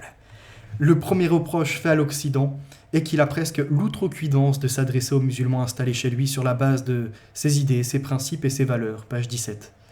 Donc, ils viennent en Occident et ils reprochent aux Occidentaux de s'adresser aux musulmans sur la base des idées de l'Occident, des principes de l'Occident et des valeurs de l'Occident. Ça, c'est à la page 17 de leur regroupement de différents pays pour une culture islamique. L'ICESCO. Ceci est d'autant plus dommageable que la marque morale de la qualité de ses messages et de sa communication est incontestablement constituée d'une image et d'une conception dépravée de la personne humaine et de la vie. Je cite. Les programmes médiatiques occidentaux véhiculent la culture de la violence, de libertinage et de la délinquance, ancrant ainsi chez ces peuples et ces communautés, par l'effet de l'imitation et de la fréquentation, des concepts et comportements culturels purement occidentaux. Fin de citation, et donc toujours à la page 17. Alors, ce qui est incroyable, c'est qu'ils disent donc que les programmes médiatiques occidentaux, en effet, dans le cinéma, dans les représentations, BD, etc., il y a des combats, il y a des fois des histoires d'amour, etc. Donc du libertinage, entre autres. Ils nous le reprochent. Et ils disent que c'est pour ça que l'occidental est pervers. Mais c'est bizarre parce que aujourd'hui, dans les délinquances et les crimes, majoritairement, ceux qui en ressortent sont plutôt extra-européens. Donc comment expliquer que ceux de souche, regardant les mêmes contenus, ne sont pas amenés à donner des coups de couteau gratuitement dans la rue, ne sont pas pris de pulsion pour aller voler aux petites grand-mères des sacs à main ou encore se mettre à faire plein de cambriolages. Je ne dis pas qu'il n'y a pas de blancs occidentaux dans ces affaires. Ce que je dis, c'est que la surreprésentation est extra-européenne et qu'ils le savent. Et que c'est pour ça qu'ils interdisent les stats ethniques. Mais il suffit de voir l'état des prisons, de se rendre dans un tribunal et d'observer plusieurs séances durant des jours défilants pour s'apercevoir en effet que à quoi bon faire des stats ethniques puisque la réalité est sous nos yeux. Et que là où est concentrée l'ultra-violence, est bien dans les quartiers. À majorité quoi ? Islamique, et à majorité quoi ? D'extra-européens. Exactement. Donc en fait, leur critique ne tient pas la route. En revanche, ce qui est assez drôle aussi, c'est l'idée de défendre le concept que ce sont les médias, donc c'est la pensée socialiste. C'est pour ça que les gauchistes rejoignent énormément les musulmans, entre autres sur ces documents-là. Quand on leur vend que finalement c'est l'environnement et seulement lui qui est la cause des troubles et qu'il faut le modifier, donc dans l'idée musulmane, sous la charia, comme ça il serait parfait. Or, les pays sous domination musulmane, je pense à l'Algérie, mais il y a d'autres nations comme celle-ci, sont en fait, voyez-vous, dépassés par les événements. Crimes, agressions et d'autres pratiques que je ne citerai même pas ici. Je vous ai déjà mis quelques articles précédemment. Et donc, pour se débarrasser des nuisibles, ils les envoient en Occident. Et ils ne veulent plus les récupérer une fois qu'on leur dit, lui, on l'a chopé là. Joue au moins le jeu. Il est sous OQTF, donnez-nous un titre, un visa, on vous le renvoie. Ah non, c'est pas si là, nous, ah si ça. Mais bientôt, avec les tests génétiques, vous voyez, comme quoi des fois il y a du bon également dans le mauvais, si je puis dire, parce que les dépistages génétiques servent après à bien des batteries de tests et à des normativités qui nous sortent de l'ordre naturel. Mais par contre, ça sera très efficace contre ceux qui se disaient mineurs isolés, hop, tu refous le camp, tu retournes en Afrique. Et pour ceux également qui foutent le bordel et qui disaient non, moi je suis pas algérien, moi je suis pas ça, alors qu'on savait très bien qu'ils avaient déjà été arrêtés et qu'ils avaient été identifiés. Et bien là, ils ne pourront plus nier. La génétique dira non, t'es de là-bas, et tu dégages, tu retournes d'où tu viens. T'as pas respecté les pays d'accueil, tu te barres. C'est comme ça. Et donc, dans les mois, années à venir, ça va être magnifique. C'est-à-dire qu'à la fois, là, il faut avoir un discours comme quoi on est en état de fragilité, ce qui permet d'être en alerte, d'engager, voyez-vous, une mobilisation de vous-même et de vos proches. Et une fois cet état d'alerte, voyez-vous, mis en sourdine, et où le plan stratégique est organisé, eh bien là, l'uniforme est en effet enfilé, et à partir de ceci, eh bien, l'ordre revient. L'ordre chrétien. La fille aînée de l'Église ne perdra jamais son titre. Vous voyez ? Et donc il y aura certainement des moments houleux. Mais on doit passer par là. Cette image dégradante de l'être humain, qui caractérise le mode de vie occidental, s'accompagne par ailleurs d'une aggravation des tendances racistes dans les pays hôtes. C'est pareil, on voit beaucoup d'extra-européens, de religion musulmane, donc de l'islam, qui arrivent et qui disent « ouais, elle, c'est une mécréante, elle, c'est une fille facile ». En fait, quand ils vont la voir, « l'ami, il se tape un 06, ça marche pas ». Alors après, ils y vont sous une autre approche. Et des fois, ça ne fonctionne pas. Ils arrivent uniquement leur stratégie avec de pauvres jeunes filles déboussolées, souvent. Là, ils abusent en fait d'une certaine dépendance affective, de certains problèmes mentaux, de situations compliquées. Mais les femmes, en majorité, qui sont bien composées, qui sont en harmonie avec elles-mêmes, lorsqu'elles voient blédards ou lorsqu'elles voient ces musulmans qui veulent finalement les réduire à des moins que rien, à des bobonnes de maison et à bien d'autres choses, elles disent non. Donc leur mythe, comme quoi ce sont des filles faciles et ils peuvent tous passer dessus, ne tient pas. Voyez-vous. Et pourquoi ils pensent ceci ? Eh bien parce que des fois, dans leur bled, contre une dot, ils peuvent en revanche forcer un mariage. Ils te diront que c'est consenti par le père, que la mère est tout autant d'accord, que l'enfant elle a signé de sa main, alors que non. On sait très bien que dans énormément de pays africains, les dots fonctionnent, et donc en fait que c'est pire qu'en Occident, parce qu'en Occident, tu te maries librement. Vous voyez, il n'y a pas un parent qui va imposer. Fut une époque, il y avait même, en dehors du consentement de la jeune fille, le consentement des parents. Mais il n'était nullement de question d'ordre financier, de dot. Alors qu'en revanche, dans ces pays-là, et surtout ceux qui appliquent la charia, il y a cet esprit de mettre de l'argent contre un être humain. Soi-disant pour, voyez-vous, sa famille, mettre bien, etc. Donc c'est un acte pieux pour montrer qu'on investit. Pas du tout. Dans la plupart des cas, c'est la marchandisation de l'homme. C'est de l'esclavage. Et je vous rappelle, dans le principe de population de Malthus, en Arabie Saoudite, chaque année, ils achetaient des centaines de jeunes éthiopiennes qui avaient à peine 11 ans. Et vous croyez que c'était pour faire quoi ? Pour les marier, pour les revendre, etc. À la Mecque, les pèlerins, quand ils s'y rendaient, jusqu'en 1962 à peu près, ils repartaient toujours avec un servant, un esclave.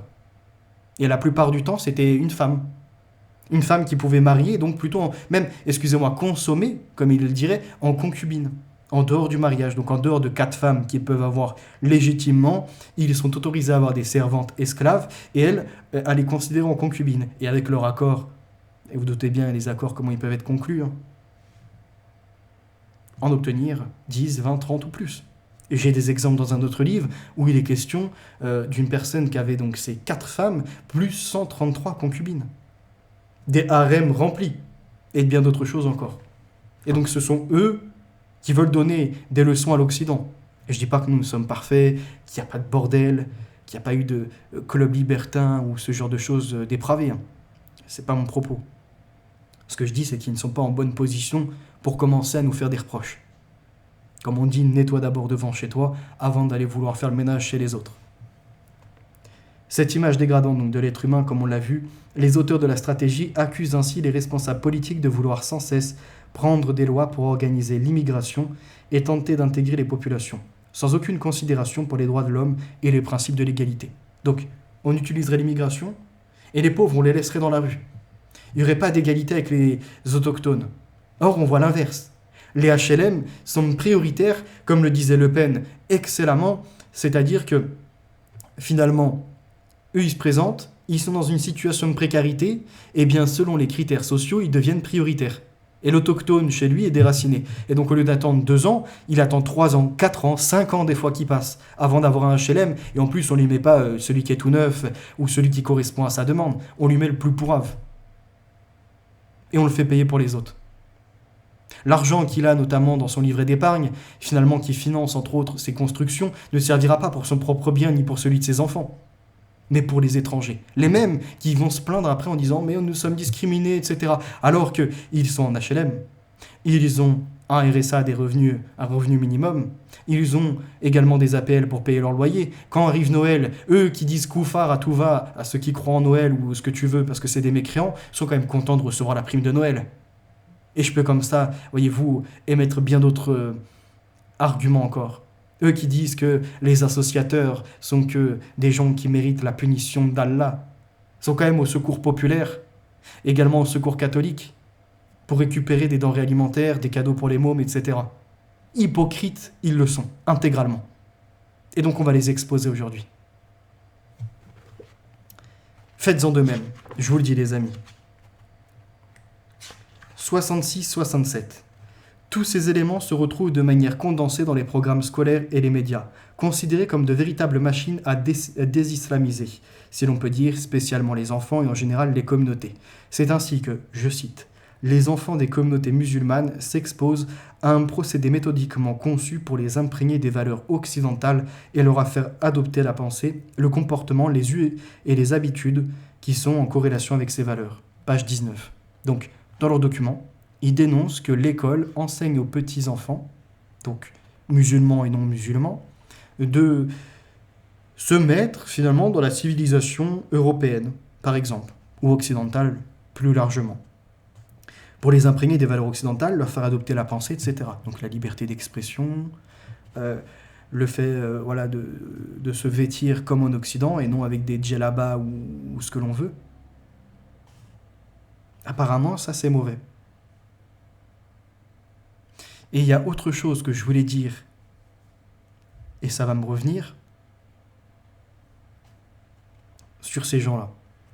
Non seulement les programmes scolaires occidentaux sont là pour occidentaliser peu à peu et sournoisement les jeunes musulmans, mais de plus, c'est de manière délibérée que les pays occidentaux dans leurs programmes scolaires omettent complètement le volet interculturel au point de ne propager une image de l'islam qui a pour conséquence de la falsifier et d'en fausser l'image.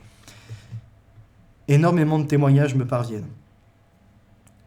J'ai écho que beaucoup de musulmans critiquant du coup l'école républicaine, s'en remettent aux écoles chrétiennes, donc dans l'ordre privé.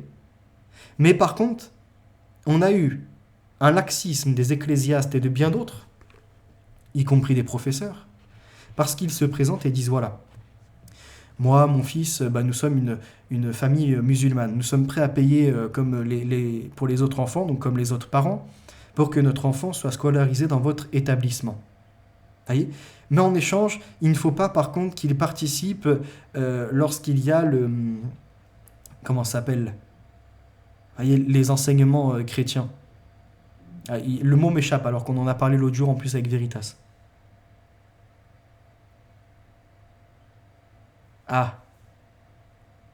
Le catéchisme. Vous voyez, il ne faut pas que mon enfant aille au catéchisme.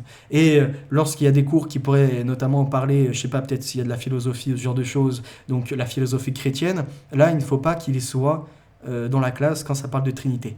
Vous doutez bien d'une chose, c'est que les écoles qui ont accepté d'avoir finalement ces descendants d'étrangers qui sont musulmans, malgré eux parce qu'ils sont trop jeunes pour comprendre la chose et donc c'est les parents qui les endoctrinent, ces écoles-là, ces directeurs sont en train de créer une scission.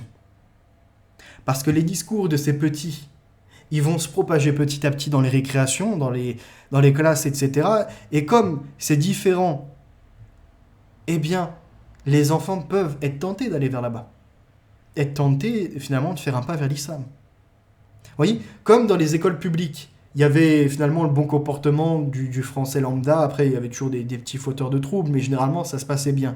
Et puis après, il y a eu l'effet ghetto un peu. Vous voyez, les gens de cité, que finalement, il fallait ouvrir les UP, pas les laisser concentrer qu'entre eux, c'était trop le bordel, il fallait finalement faire des écoles mixtes. Vous voyez, ouvrir à tout le monde. Et bien, dès que ça a été ouvert, qu'est-ce qui s'est passé ? Ces petites minorités ont finalement été imitées, parce que souvent, quand c'est bordélique, quand on est jeune et que c'est l'esprit de rébellion, c'est ce qui se passe. Donc, ils imitent. Même ceux qui étaient sages se prennent pour des caïras. Eh bien, j'ai énormément d'inquiétudes pour les écoles chrétiennes quant à, finalement, cette colonisation petit à petit par des gens qui viennent avec un esprit de perversion. Parce qu'ils vont dans ces écoles. Pourquoi ? Eh bien, parce que jusqu'à présent, c'est les chrétiens qui sont dedans. Et qu'en effet, les chrétiens, eh bien, les parents, ils ont une bonne éducation pour les enfants. Et que dans l'école de la République, en dehors de 1 ou 2 cours dans l'année qui parleraient, voyez-vous, d'athéisme et de caricature, le reste, c'est que ces écoles sont peuplées d'enfants, d'immigrés et d'enfants de musulmans. Et qu'est-ce que vous observez quand ils sont concentrés, ces gens-là ? C'est le bordel chez eux. Il n'y a aucun respect. Donc là, ils trouvent un endroit de paix quelque part, où il y a encore de l'ordre, il y a encore de la foi, il y a encore finalement des gens insouciants qui ne sont pas là en train de faire touche-pipi dans la cour de récréation à peine 10 ans, qui ne sont pas là en train d'harceler les uns les autres. Il y a quelques petits cas comme ça, mais très rares, épars. Eh bien, ils infiltrent leur môme dedans. Leur môme, pour certains, droit, néanmoins qui crée quand même, voyez-vous, un dissensus puisqu'ils ne sont pas en accord avec ce qui est enseigné dans ces écoles. Mais il y a les autres qui vont maintenant venir. Les petites caïras où leurs parents ils savent plus quoi faire, ils sont perdus, ils savent pas comment leur enseigner le beau, le vrai. Ils se disent allez, on va le mettre dans le côté catholique et on va voir ce que ça va donner. Ils sont en train d'infiltrer petit à petit les derniers lieux finalement qui étaient encore saints. Ils veulent les détruire. Et ils veulent les changer de l'intérieur. C'est tout. Vous voyez, c'était la même image que je vous donnais, partout où ils sont devenus majoritaires, ça a été du désert. Prenez la carte du monde et regardez les zones boisées. Regardez où il y a énormément de fleuves, de diversité dans ce qui est de la nature, dans la végétation. Et vous verrez qu'en fait, ce sont les endroits où en majorité il y a des chrétiens. Regardez là où en majorité sont les musulmans, c'est que désert, c'est que sable, que poussière. Pourquoi ? Posez-vous la question. Parce qu'ils sont dans le faux. Dieu ne va pas bénir ce qui est en train finalement d'insulter son fils. Ne va pas leur offrir, voyez-vous, de l'abondance comme dans le jardin d'Éden, alors qu'ils ne font que croquer le fruit à longueur de temps. On leur dit c'est mauvais et ils continuent. Et en plus de ça, ils veulent tenter comme Ève l'a fait les autres. Regardez sur la planète. Regardez, éprouvez de l'esprit. Ils ne sont que violence, que haine, que discrimination. Et partout où ils passent, c'est chaos et désordre. Observez de vos propres yeux. Les gens, quand ils sont chez vous, comment ils se comportent. Observez ce que la nature permet ou non. Et là où ils passent, ça trépasse.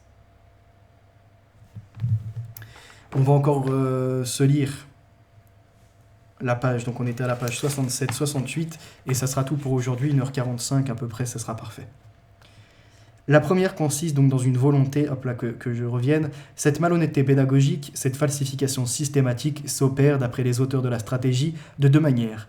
La première consiste dans une volonté délibérée de présenter l'islam comme religion incapable d'accompagner les exigences, les impératifs de la modernité. La seconde conduit les autorités des pays occidentaux à agir avec une intention maligne. Je cite, donc ça c'est à la page 20 de leur document stratégique.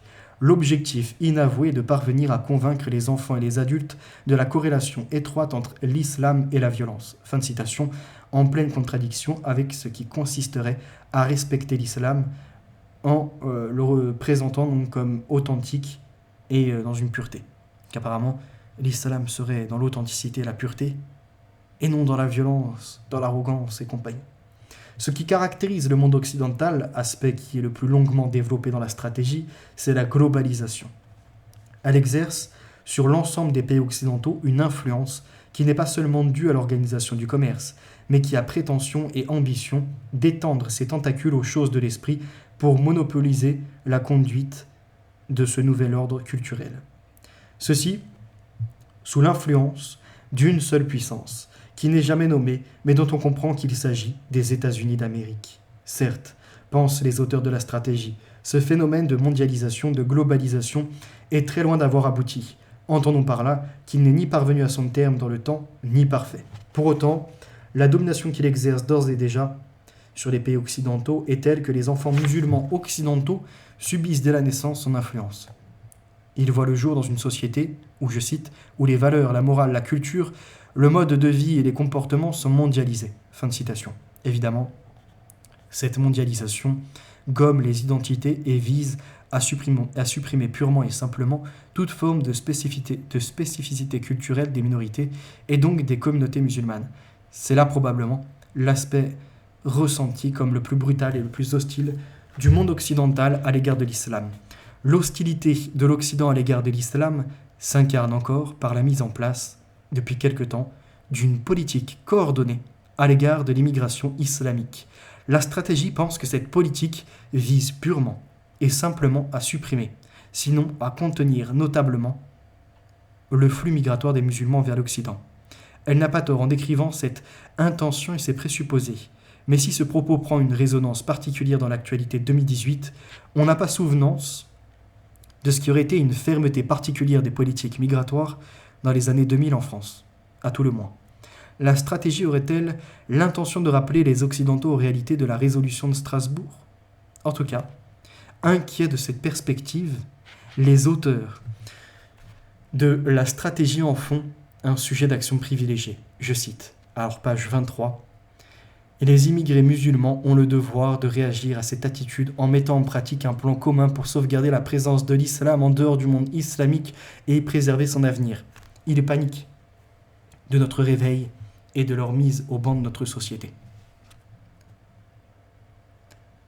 On peine à comprendre comment les auteurs peuvent vouloir maintenir dans les contrées si hostiles un nombre conséquent de leurs coreligionnaires, compte tenu de l'interminable cortège de mots que porte l'Occident.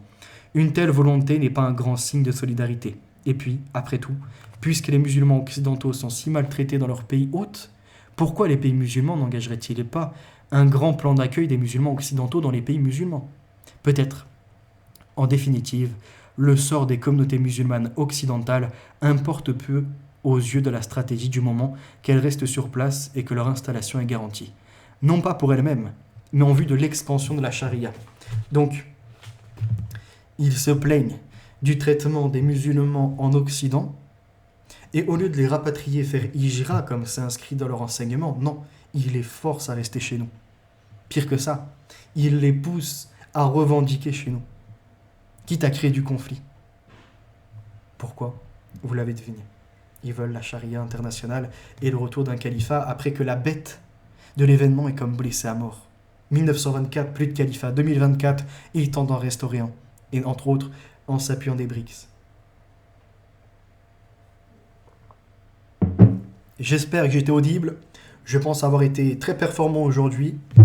On se retrouvera, je ne sais pas si en cette fin d'année 2024, on fera les 2 autres parties de ce livre, mais on est déjà à la page 70, l'islam à la conquête de l'Occident. Et vous verrez les autres contenus qui arrivent sur cette thématique, et je continue à élargir bien évidemment mon champ d'action, tout en vous signalant quand même que là j'ai bientôt un retour professionnel, donc les contenus, ça va ralentir un peu aussi. Voilà, merci pour votre écoute, on se perfectionne toujours, la chrétienté est la source de sagesse, et c'est d'ailleurs grâce à ça que l'on peut être aussi en remise en question. Pour ma part, 2025, je me fais une feuille de route. Il y a certaines choses que je vais arrêter de faire, d'autres où je vais m'y mettre plus activement, que ce soit personnellement, professionnellement, dans le comportement, dans mon amélioration tout autant, et en me séparant, on va dire, de toxicité. Rappelez-vous ce qui fait, je crois que c'était... non, c'est pas Périclès, c'est un autre, je sais plus comment il s'appelle, qui disait que tout devient toxique à partir du moment où on arrive à une certaine quantité. Vous voyez? Eh bien, c'est pareil pour l'alimentation, pour les addictions, pour bien d'autres choses encore, dont la colère. Ne nourrissez pas la colère. Soyez vertueux. Ce que porte l'Église, pardonnez. Aimez votre adversaire, mais par contre, ayez la force d'éprouver de l'esprit et donc d'être en contradiction. Contradicteur, et vous serez dans l'être, et vous pourrez vous réaliser vous-même. La chrétienté est grande, notre peuple résultat va se soulever et retrouver sa vraie foi. Donc nos valeurs ancrées, notre victoire est assurée. Je compte sur vous pour relayer, pour pousser, pour commenter, et pourquoi pas pour vous-même vous réapproprier ce que je dis dans cette vidéo et faire des synthèses auprès de vos proches et compagnie. Merci pour votre écoute, à très bientôt.